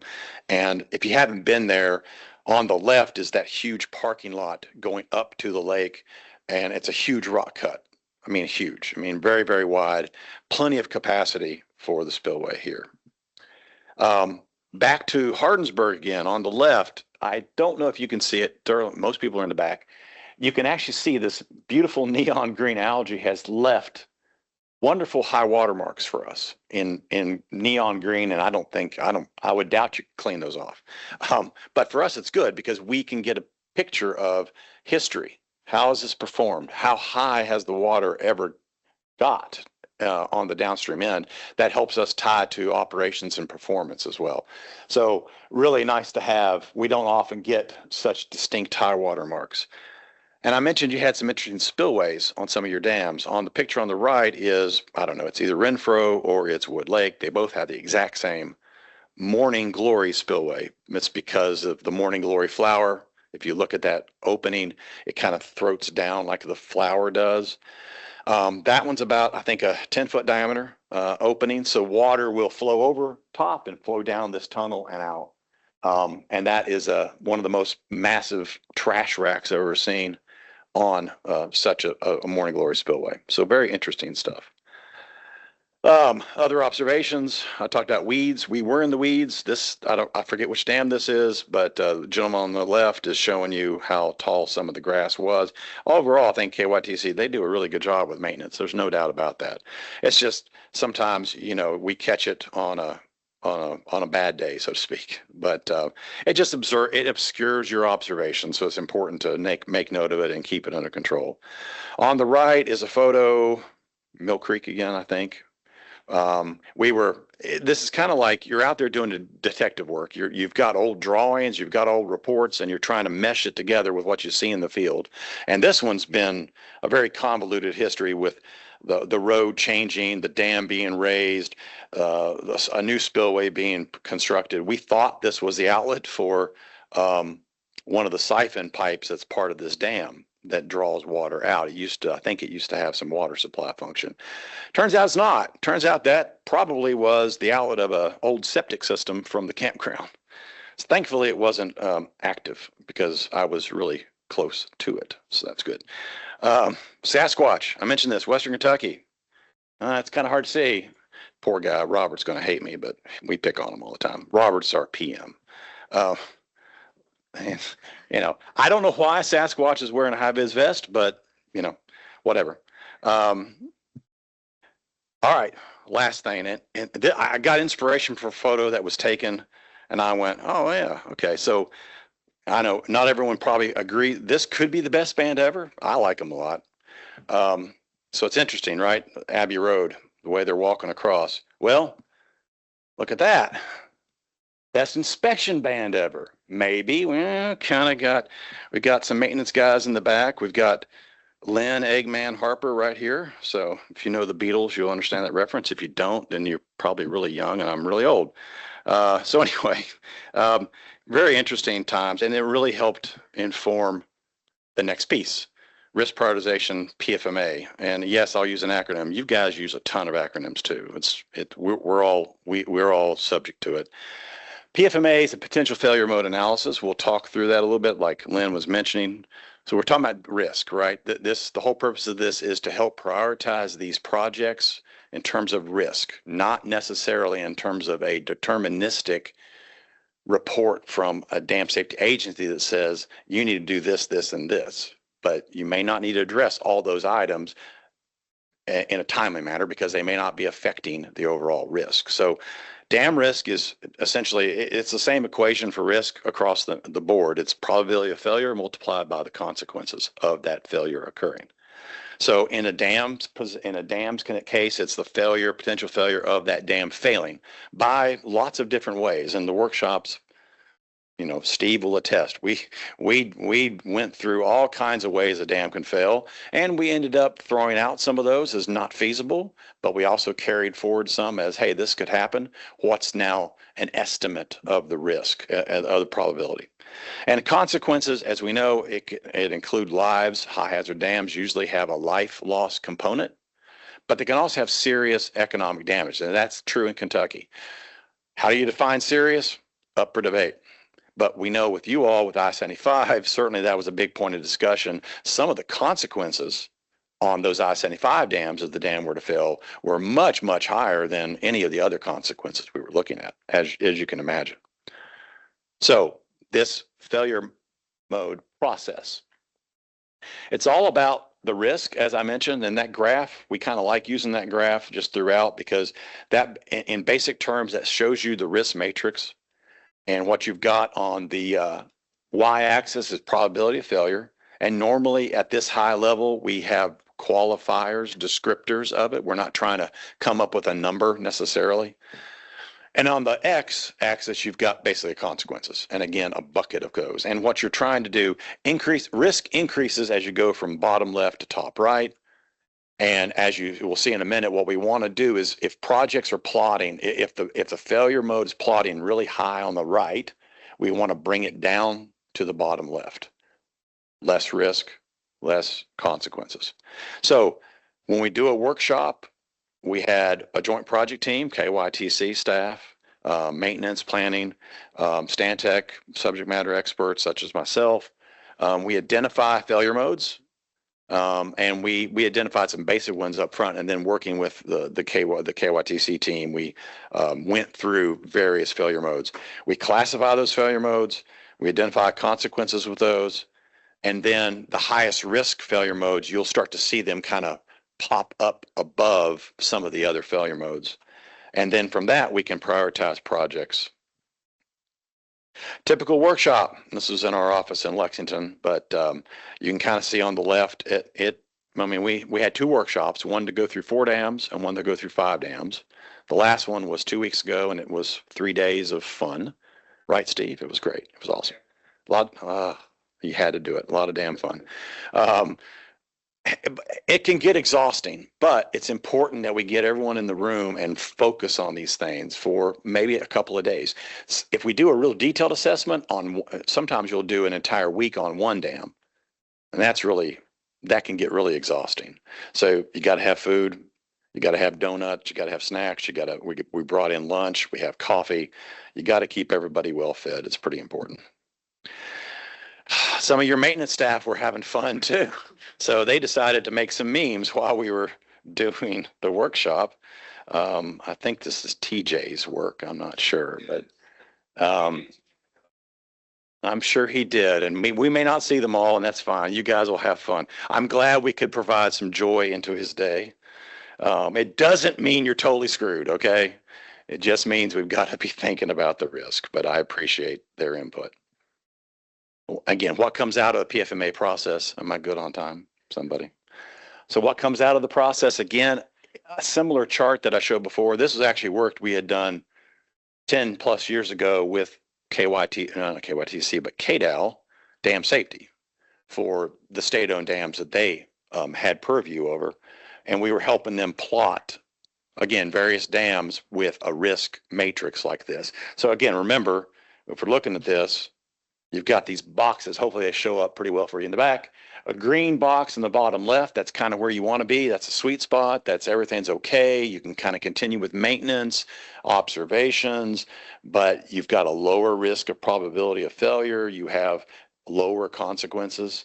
The orange boxes, which is right above the green on the left, and then to the bottom of the green on the bottom right, those are kind of in the middle. Those are something that probably needs to be addressed, but you want to look at your ranking and your prioritization to do that.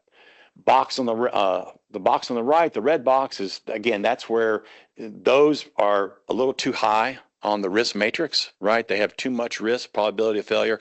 It may have a serious slope stability issue, or there could be a serious, the capacity of the spillway could not be adequate to pass the required storms. And that's something that's on several of the KYTC dams. They do have inadequate spillway capacity. So there may be some projects to kind of look into that a little bit more. But again, you got to look at the risk too.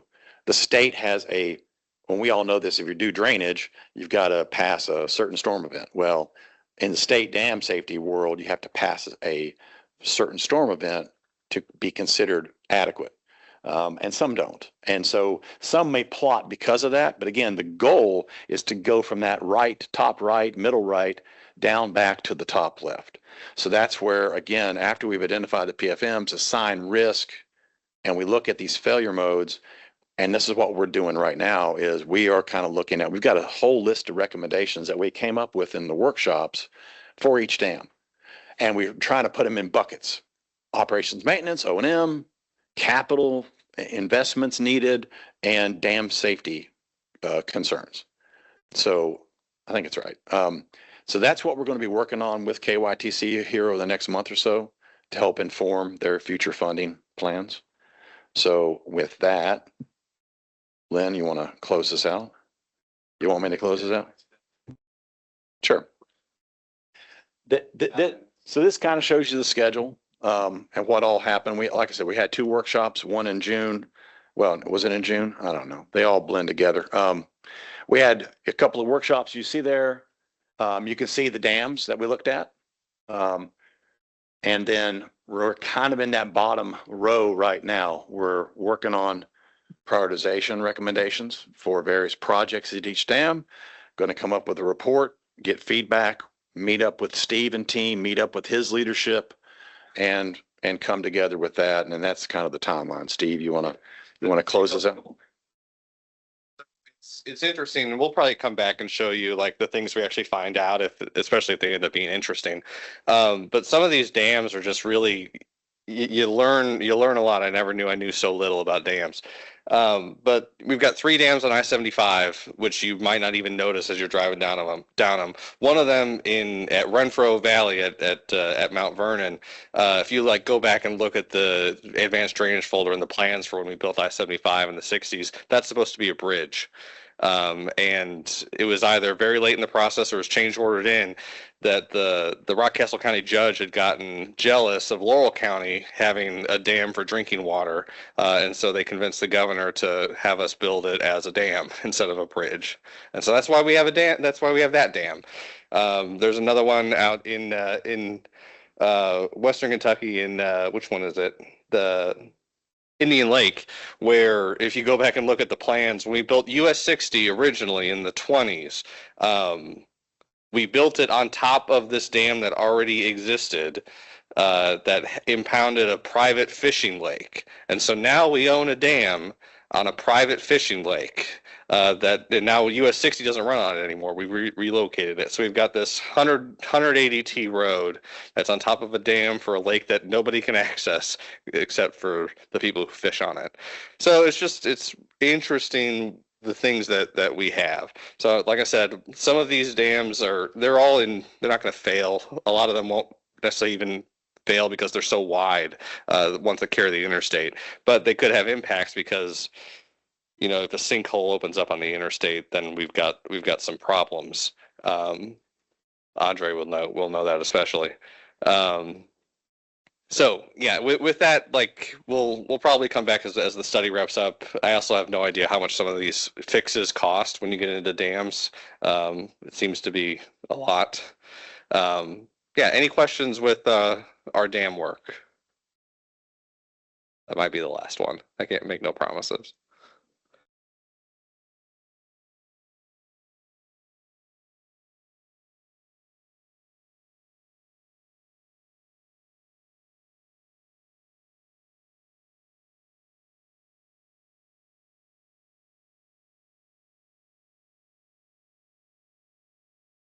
But we do mitigation measures, sometimes structural versus non-structural. That's probably a non-structural. And that's probably going back to one, to make sure that there's an emergency action plan today. And I think a lot of your dams do have them, but I think they haven't been updated in a while. So certainly I think KYTC probably going to want to update those. In that case, it's probably make sure you have that, it's updated, and then probably start looking at what early warning systems. Because if the consequences, you're right, and that's because they may not have enough warning time or whatever. The probability of failure of dams low, however, there's still consequences. Right.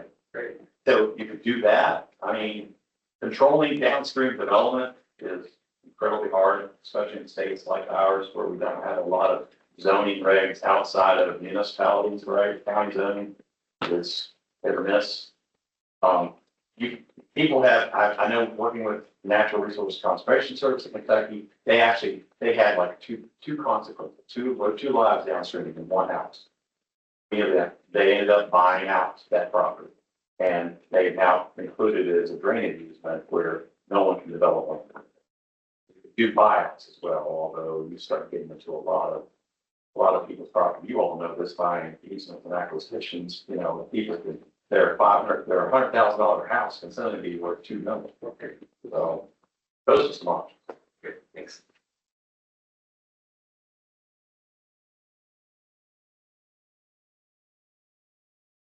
Yeah. Let's give everybody a round of applause. Thank you. Excellent presentation.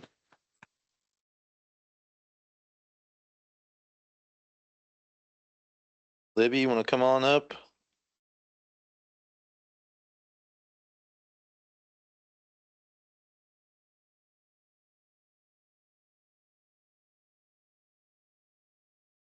You did yours in PDF. You can work off of that, right? You're just going to work off of this? Yeah. Okay. All right. Advance it, Just,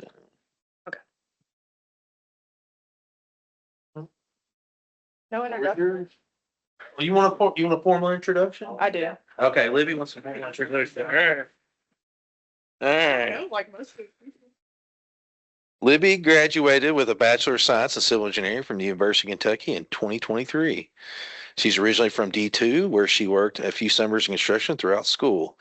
She's with the Division of Planning on the corridor team for 2 years, where she is liaison for districts 2, 3, and 10. She's the project manager for Kentucky's KYTC's Creating Vibrant Communities. She loves spending her free time reviewing pavement design calculations in the mechanistic empirical pavement design guide. All right. Thank you. As Catherine told me, she said I needed to get better hobbies, which I thought was just weird. What's wrong with pavement design calculations? This is my first professional presentation outside of school, so please be nice to me, Jason Blackburn. Okay. So today we are going to talk about creating vibrant communities. I don't know if some of y'all remember, Brent Swager did present on this when we were first starting it, probably about 1.5 years ago, I'm not sure. So without further ado, let's talk about it. We are finishing up our first round of it, and let's get into it. So as a refresher, because some of you might not even know what it is, this is a planning assistance program, and what we are trying to do is we are trying to combine the isolated processes we usually see of land use, development, and transportation systems. Usually when you see these, it's just developed one parcel at a time, and it doesn't make for a very transformative destination for a city. And usually it doesn't join into the adjacent properties around the parcels, and just not very cohesive. And so our goal here is to create a transformative and unique destination for a community. And we had our first round of applications last year, and just kind of as a who can apply. So you have to be an LPA, local public agency, I think. And you have to be less than 200,000 population. So that only excludes Lexington and Louisville in Kentucky. So chances are a lot of you come from a city that could potentially benefit from this program. And this is really community focused as opposed to a lot of our planning studies. So we work with the local officials, the staff, developers, and the public directly with our team of consultants to create a vision and kind of a roadmap for the area they give us.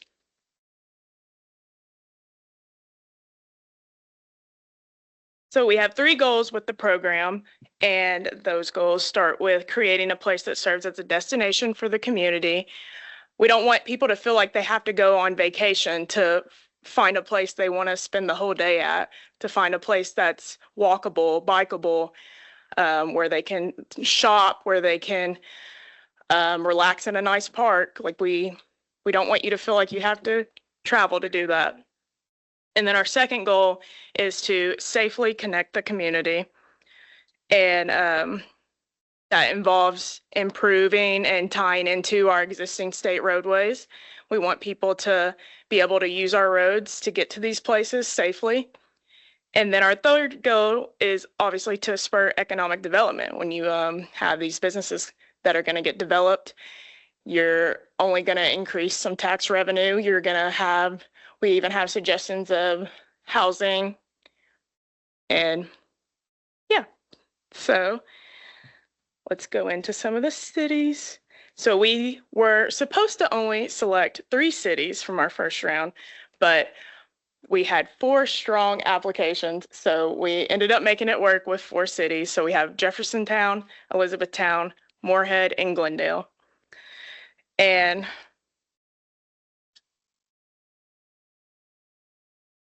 what I want you to do is, if you are from a city or have spent time in a lot of time in a city that is under that 200,000 population, I just want you to think about that city throughout this presentation to think about how maybe the things that were developed through this program could be added to your city. So we're going to start in Central Kentucky in Elizabethtown. And so the study area that they gave us is their old town mall. And their town mall was built in the 1980s. And they've expressed how they've seen a big decrease in retail. They can't keep them all full. And their biggest concern was that right here, there's an intersection of US 31 and Town Drive, I believe. And they expressed just how congested the intersection is, and they need a lot of mobility solutions. And go on. So as one of the first steps whenever the city gets awarded is we set up a charrette, also known as a brainstorming session with the local stakeholders. And these meetings are pretty long. They're about 2 hours long. And the locals, they really enjoy them though, because they don't feel like they're just getting talked to. They feel like they're getting to talk to us. And they get to draw on maps of the study area of their city, and they feel like they're getting some real value out of it. And so what the consultant will do is kind of guide them in helping their solutions. And by the end of the meeting, the consultants give them these. And they really love that. They really love, from the first meeting, already getting a vision. I mean, they're already getting inspired and they're excited. And so what the consultant will do after these meetings is they'll take the rough drafts and they'll do their research and they'll decide what they think they can feasibly do. And so these were the two concepts that came from the town mall parcel. And Elizabethtown's was a little unique because they only had one parcel when they submitted their study area. And whenever we sent out applications, we really kind of wanted more than that, but this is what we were able to come up with. So you can see in the orange, you have the existing mall. So we're reutilizing what's already there. And the first concept A has like a hotel in the bottom left, and you have out parcel development with the restaurants in blue. And then they're pretty similar, but concept B gives them the option of multifamily housing.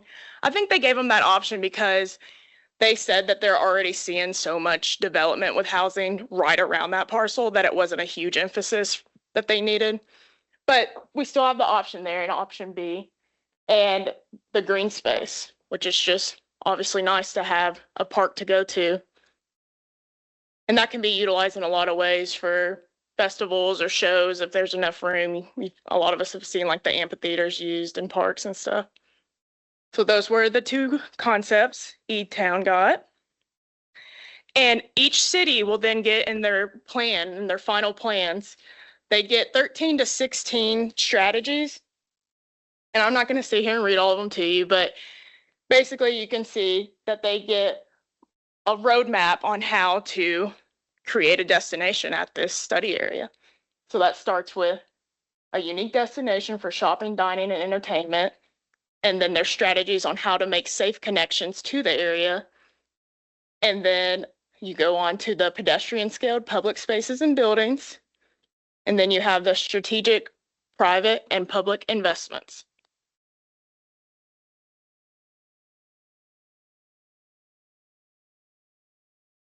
And this is just to show you how in the draft plan, each strategy is broken down into a couple pages long.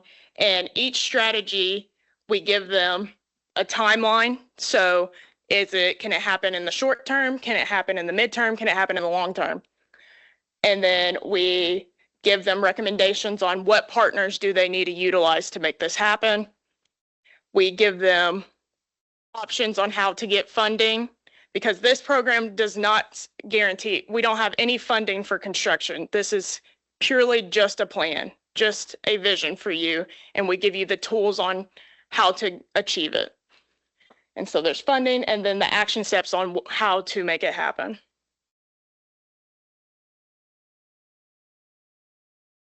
And so we give them a couple pictures just of kind of like some inspiration on what it can look like.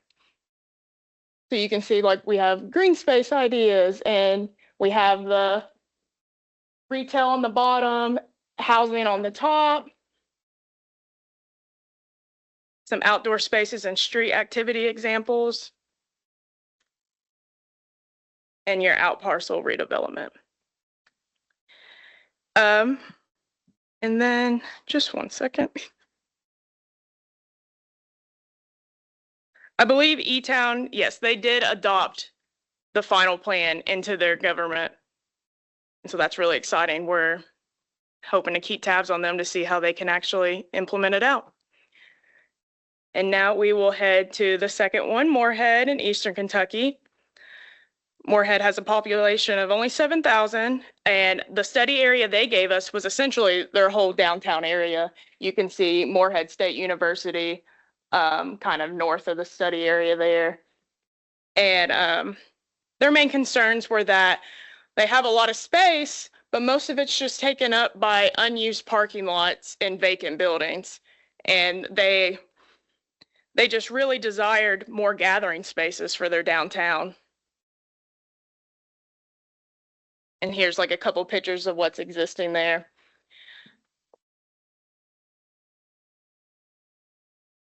And so during their charrette meeting, a lot of what they told us is they were really focused on their younger community, their youth, their teens. They'd like to see a lot of places for them to actually gather.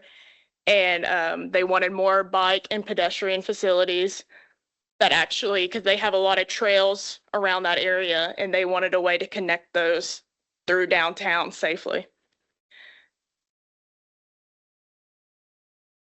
And so these were their strategies for Moorhead. Residents and visitors shop, dine, play, and live. Then you have the people, bikes, and cars can easily and safely travel. And then we gave them some suggestions on how to like really create that sense of place by some marketing and branding of their downtown area with some streetscape designs and public art. And then last, they have the economy thrives with local businesses and tourism. One of the biggest things that we needed to address with Moorhead is they really lack the capacity, the people they have on staff with the city that you need to be able to implement any of these outcomes. So that was the first thing we told them is all these strategies are really nice, but nothing can get done if you don't have the people to dedicated to making it happen. And then all cities get this timeline. So I told you a little before, and but it's just nice to break down all the strategies to see where they should start. And Moorhead is planning to adopt their plans into their next comprehensive city plans. So we're super excited about that. Oh, going up. All right, next we'll go back to Central Kentucky with Glendale. There's not too much to report on Glendale. We're still, that one got stalled a little bit. Sorry. But here's a couple of pictures of what their existing city looks like. Their study area was close to their downtown historic district. They have some tourism already going on with their rural railroad village, and they have a festival crossings festival that brings in over 20,000 people. But they said that they would really like some solutions in a downtown that would be able to accommodate multiple festivals a year to bring in just more revenue for the city. And they talked about how they have a lot of vacant and undeveloped parcels in their downtown, and they're worried about the rapid growth that's going to come with the Blue Oval factory nearby. We presented our draft strategies to them in August, so we're still working with the city to work those out, and we're hoping to have a plan in November. Yes? Okay, thank you. And so this is why we were stalled. We were waiting on the district to choose which bypass route they were going to take, because we didn't want to spend all this time creating a plan, and then there's going to just be a bypass somewhere that wouldn't be able to implement anything. So that's why there's not too much to report on Glendale. And so last we have Jeffersontown.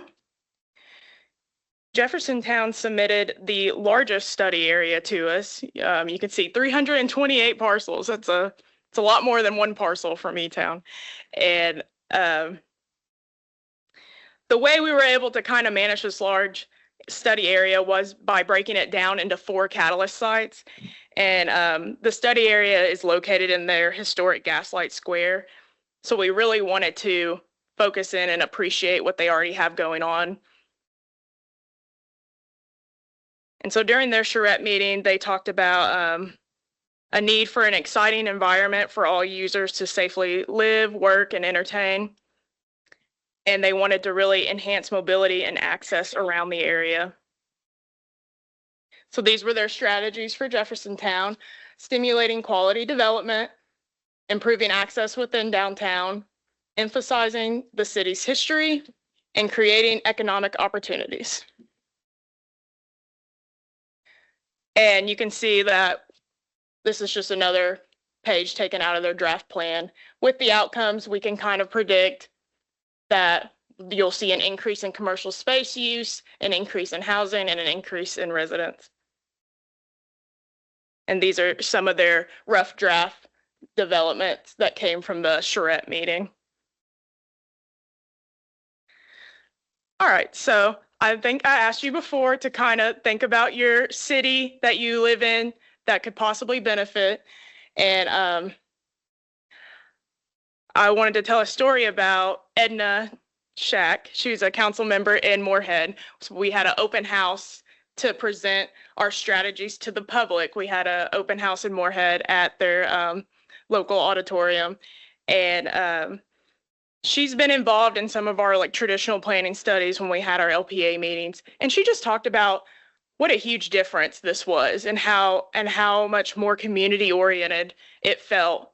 And she said it was great for their community. She had her other staff members talking about how much fun it was and just how inspiring the program was for that community.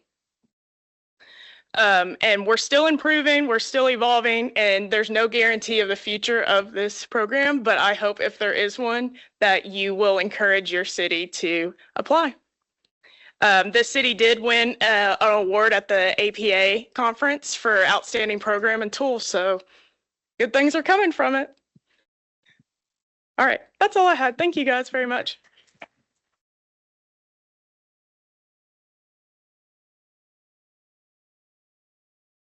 I guess I should take questions or no? Jason, you got any questions, Jason? No questions. No.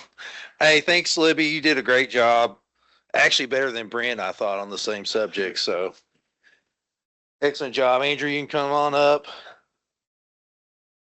We're our last presenter for the day. You want the formal high-speed presentation or introduction? Oh, yeah. Oh, yeah. All right. I think yours was really short and sweet there, so that's good. All right, let me get you set up here. All right. Hopefully that works out. All right, Andrew Logston, he's the Environmental Control Manager for KYTC in the Division of Environmental Analysis. He's worked 16 years in that role or at KYTC in environmental analysis.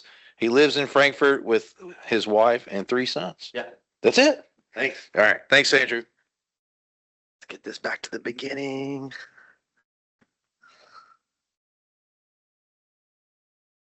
Hold on.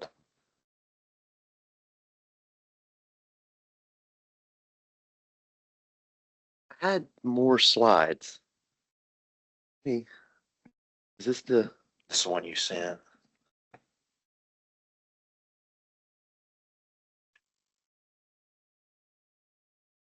Yeah, that's not it. That's my portion of the partnering conference. So my bad. No, you're all right. Let me I didn't have it on the end drive, or I could quickly grab it there. It was in the email? Did you send me two or just one? If that's the one you grabbed off the email, then I'm working with the wrong. That's my partnering conference. I can make it work, but it left off a few slides that I kind of wanted to give this audience, but we can wing it. Okay, you want to wing it? Yeah, because it's on my personal computer. I didn't put it on the N drive. So now that we're here in this room, I can't really access it. That's all right. Just blame me. So you got your partnering conference up there, and all right. A little bit of a hiccup. First off, I just want to say thanks for including me on your agenda today. At first, I thought maybe I was being pranked. Why does the planning annual meeting want to listen to an ecologist? But the project that I'm working on now does bleed over outside of DEA and certainly involves aspects of planning and transportation design. So I really feel like this is going to be a really good opportunity for me to touch base with some pieces of KYTC and consulting world that normally at DEA I don't have a lot of back and forth with. So that was one of the exciting things about being brought here today.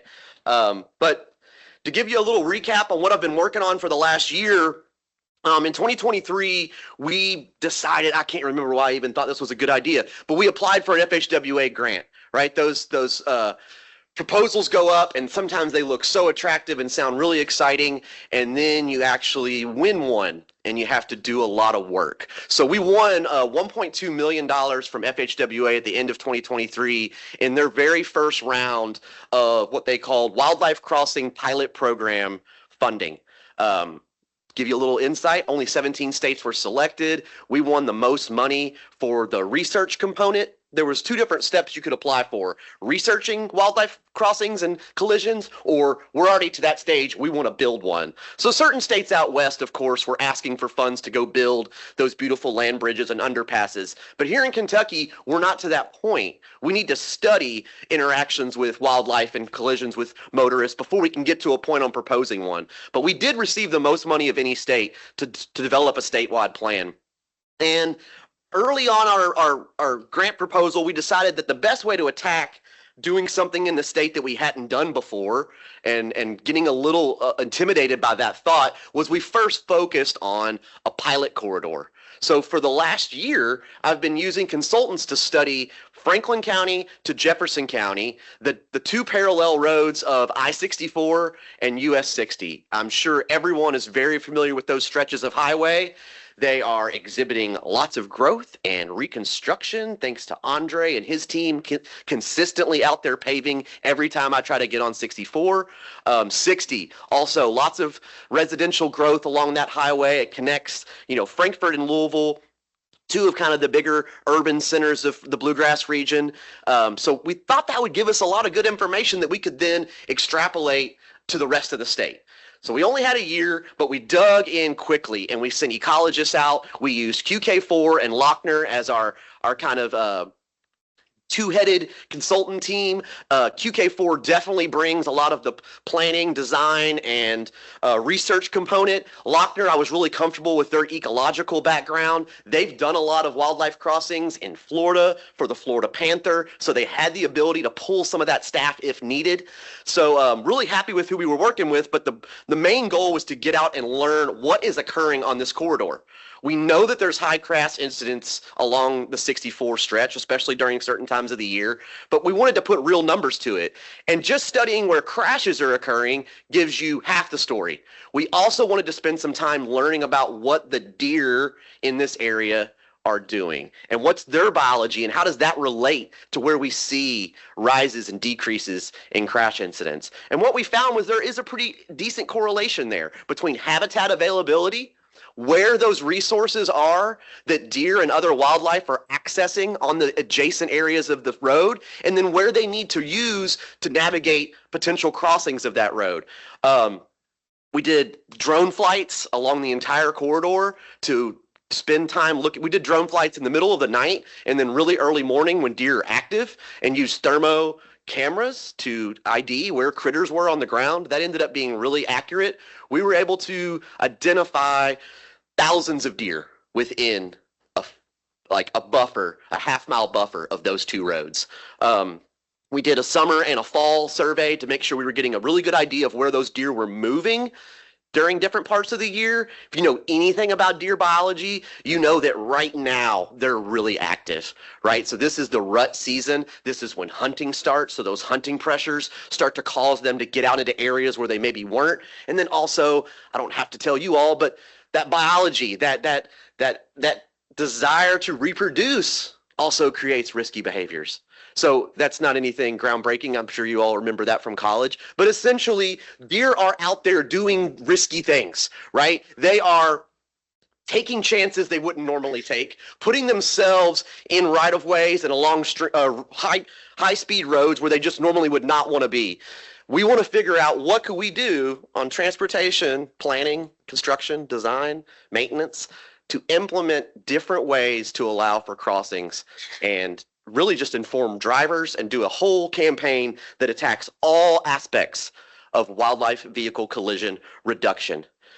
Now, we're not reinventing the wheel. We're certainly not doing anything groundbreaking. There's lots of states, even in the eastern United States, that have done this earlier than us. So we're drafting off of what other states' wildlife vehicle reduction plans look like, not trying to do anything too outside the box, but also understanding that there are components of this that are specific to Kentucky motorists, and Kentucky wildlife. So not trying to just recreate cookie cutter what Virginia did or what another state did, but also using those examples and even coordinating actively with some of those state DOTs to figure out the best way for Kentucky to attack this.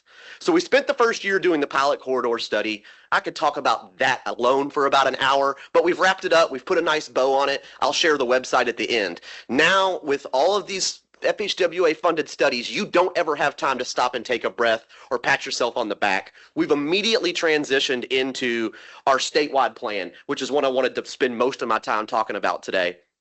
Our goal is to use what we've kind of learned from the pilot corridor study, early meetings with planning folks, early meetings with design folks, and use some recommendations and guidance that don't really exist yet. We're going to create it from scratch on how all 12 districts could best implement WVC reduction strategies into your daily projects and your reviews.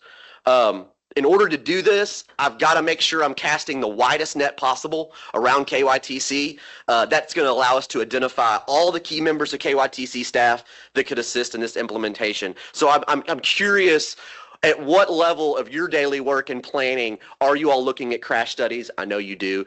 When does wildlife specific crash studies come up in those discussions? I know occasionally they have. So digging into a little more of what you all are already doing and then finding out how ecologists can make it more complicated. Now, that's a joke. We're definitely trying to not complex things and make them smoother. The only way that we make this usable is if it's efficient and easy to understand for project managers and designers. We're certainly not trying to change the entire scope of how projects are developed and how projects are planned. But we do think there's some options there for us to implement small changes to our daily development of projects to get a little better idea of where we can stop wildlife vehicle collision hotspots before they pop up. So in order to do that, we're looking at case study projects from around the state in order to develop some kind of project-specific recommendations. It's practice. In order to get good at anything, you feel like you've got to get a couple, a dry run, or you want some practice pitches, you want to spend some time learning. So right now, we're trying to grab projects around the state, regardless of where they are in their life, and just suggest potential recommendations. Not that they're going to be adopted, but it's us as a staff and consultant team learning how to best attack projects. If it's a paving project, that purpose and need is going to be so limited that we can't propose a crossing of some type or an underpass, but we might be able to propose additional signage. But if it's a reconstruction project where we're going off alignment and cutting through large swaths of habitat, that opens up the ability for ecologists and transportation planners to look at a few more options. Maybe we could beef up a culvert design to allow for deer passage. Maybe we could beef up some fencing along an existing culvert where we've already recorded deer are using it as an underpass, because they do. But if you limit that ability for them to jump over a 5-foot fence, then you're pushing them and funneling them towards. These are small things that don't really break the bank on project cost, don't take a long time from implementation or to whip up the design. When I'm talking about changing a culvert dimensions, I feel like a lot of our design engineers can knock that out without too much headache. But essentially just trying to see where those things are already happening and using case study projects to better inform our team on what we eventually think our guidance and recommendations will take shape into. We're doing that by going out and not spending as much time on this as we did on our pilot corridor, but we do want to spend a little time just evaluating the existing landscape of each project area that we're looking at. We'll collect small amounts of data and sources to supplement the existing data that we have, which is pretty much just the state police crash data that's given to us. We use KTC early on at UK to help us analyze that, just weed out some false positives on wildlife collisions and make sure that the data was pointing us directly to where those high-speed potential, injury-prone collisions are occurring. Those are the ones we want to focus on. Further analyze that data, looking at GIS and existing KYTC layers to know where our high-speed highways are intersecting with high-quality habitat, where we expect to see deer hopefully using the crosswalk. That would be fantastic. I don't think they've evolved that far yet, but here's a couple examples of when they have. And then we just want to verify if some of these ecological findings that we feel confident about in the corridor apply to Pikeville. Do they apply to Henderson, Kentucky? The state's pretty diverse. You guys understand geology and topography, and not all parts of the state and state's wildlife are the same or monotonous across the landscape.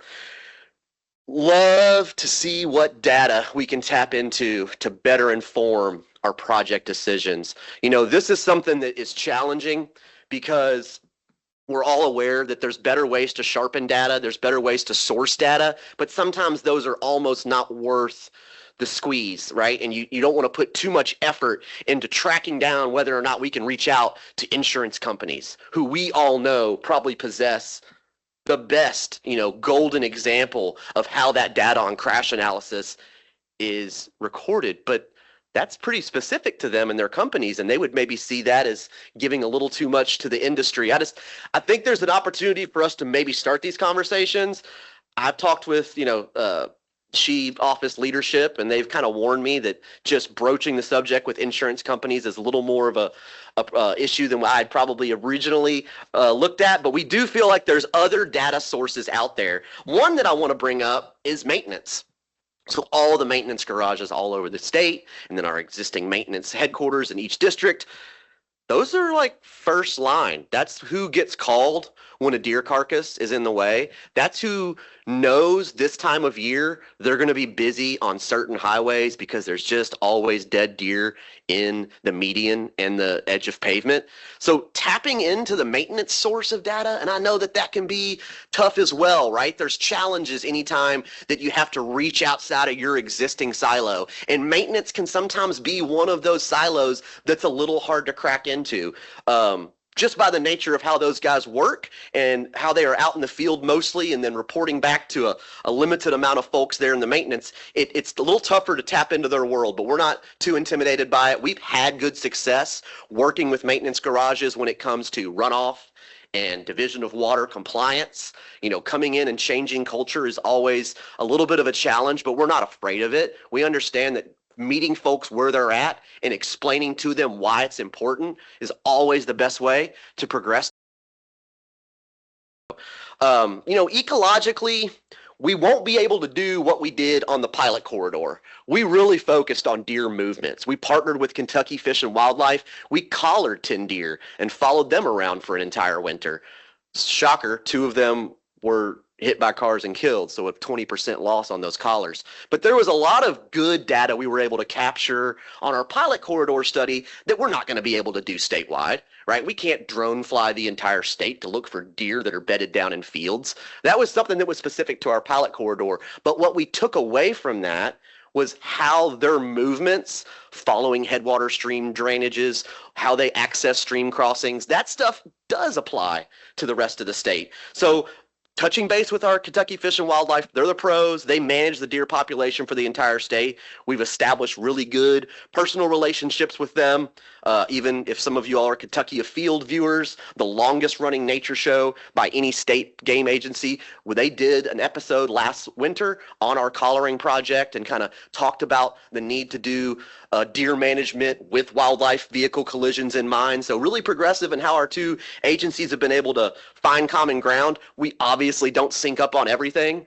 I'll tell you as a little bit of an insight, they hate the high fence idea, something that's pretty standard out west for any wildlife crossing. You're going to want to institute higher fences near that crossing so you're funneling. But if you throw up higher fences to a deer biologist, what are you doing?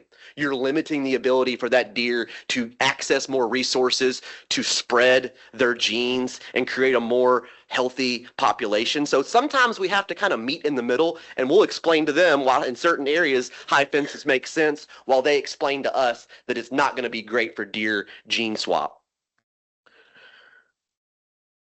This is the big cheese, right? Influencing KYTC policy and doing it in a way that doesn't like upset the apple cart, right? Or absolutely just doom the entire program because we tried to do round peg, square hole type implementation.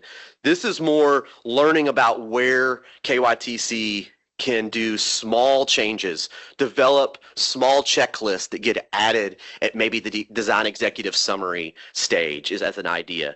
But the main goal, and it's why it's highlighted in bold, do not slow down project development with unnecessary analyses that will result in no realistic recommendations. We want Kentucky-specific streamlined guidance that integrates into existing design and construction practices without creating new hurdles to deliver projects, right? That whole paragraph has got to be what drives a lot of our interagency kind of meetings with other parts of KYTC, that we're not trying to put new hurdles in front of projects to clear. I see the major players as planning, DEA, highway design, bridges and structures, traffic operations, construction, and maintenance. Really wide net. I don't want to leave anybody out. I'm going to rush through these last few slides. So I talked about identifying marquee projects to study and chew on to get a little better at how we recommend WVC reduction. We feel like that's going to give us our best option. We're looking at 3 or 4 projects to kind of work on with the project teams and start to learn about what we could do to suggest more implementation of WVC reduction. Where can they adopt simple things? I will quickly bring up one project because I like showering praise on folks within KYTC that are proactive. So prior to the partnering conference, probably just from hallway conversations or just our daily interactions occasionally, I don't have a lot of project coordination with this person, but Wendy Southworth reached out to me on a project that they were working on. I think Andre and Ross and a few others had been involved in meetings, and it was just a paving project down in Letcher County, Pike County, US 119. But something that jumped out at them almost immediately was 45% of all crashes on this stretch of the road are animal strikes, white-tailed deer. So there's obviously a problem on this stretch of road with the available habitat, the resources that's pulling deer out into the roadway, and it's a 55 mile an hour speed. So we've got a little bit of high speed there. Turns makes for maybe not the best visibility. Your clear zone is not all the way cleared. So we had some recommendations for them. Because of the purpose and need, though, as it was just a paving project, there was no real opportunity for us to suggest any design changes as far as underpasses or fencing. We focused more on signage. There are dynamic signs that allow for us to change the sign when it fits our needs, move it around to different parts of the corridor. Other states have done this. Virginia's doing it right now on their I-64 stretch to limit elk strikes, which they had a high number of when they reconstructed I-64. So it's the same message boards that you see when you enter into construction. It would just flash only during certain times of the day and only during certain times of the year that this is a high density crash area, deer are active, and hopefully give that driver just a little bit of an incentive to slow down 5 miles an hour, give them a little bit of a better chance to avoid a major wreck. It's important that we don't do them day long. They get absolutely ignored if it's a sign that's constantly signing and constantly flashing at them. You all do it, we all do it. You just don't really pay attention to them. But if you put them out in October and you let them run through December and you really only make them active during that morning commute and evening commute, research has found that they can really drive down incidents on the road. So that's one thing we suggested, is just some dynamic signage. Our schedule is moving super fast. So essentially we've got 1 year to devise a statewide plan, and I'm already about 3 months into it. So we got about 9 months. Lots of meetings, lots of figuring out who is willing to come to the table and meet with us. But this is the nature of the beast when you get FHWA funding. You've got to move at their schedule. I owe Susan Oatman and Beth a report today that talks about our progress, which is something we give a quarterly report to the FHWA. And in that, I have to make sure that there's good progress being made and that I'm forecasting what we can get done in the next 3 months before the quarterly report is done. I feel like I get one of those like every 6 weeks. I thought they're quarterly, but they just show up in my inbox all the time. But essentially, that's where we're at, guys. Starting the statewide plan, meeting with different subject matter folks, understanding what they're already doing that allows them to maybe change it slightly to implement what we can do to bring down WVC reduction. I think I've used up all of my time. It's lunch, so that's definitely not a time I want to go over. But yeah, I've got a little more information because I accidentally loaded the wrong conference presentation, but anybody that wants to talk about this more, my name is on the agenda. Please reach out. I work on the 4th floor, just right down from planning and design. I'm in the thick of this right now. This has taken up a lot of our time, but we want to make sure that it's something that the KYTC is proud of and that it's usable at its finished product. So thanks again for having me here today. If you don't mind, we can do a quick opportunity for questions. I don't want to leave anybody out, but I want to get you all to lunch too. Yeah, all right, cool. Sounds good. Thanks for having me. Sorry about that presentation. I'll get it taken care of. All right, folks. That concludes our meeting. What time is it? 12:07. Do you guys, Jason and Thomas, you still want to meet at 1 or? Okay, so 1:30 MPO, 1 o'clock for HCOs, C107 for HTOs, and 109 for MPOs. We will see you virtually in January. Thank you all.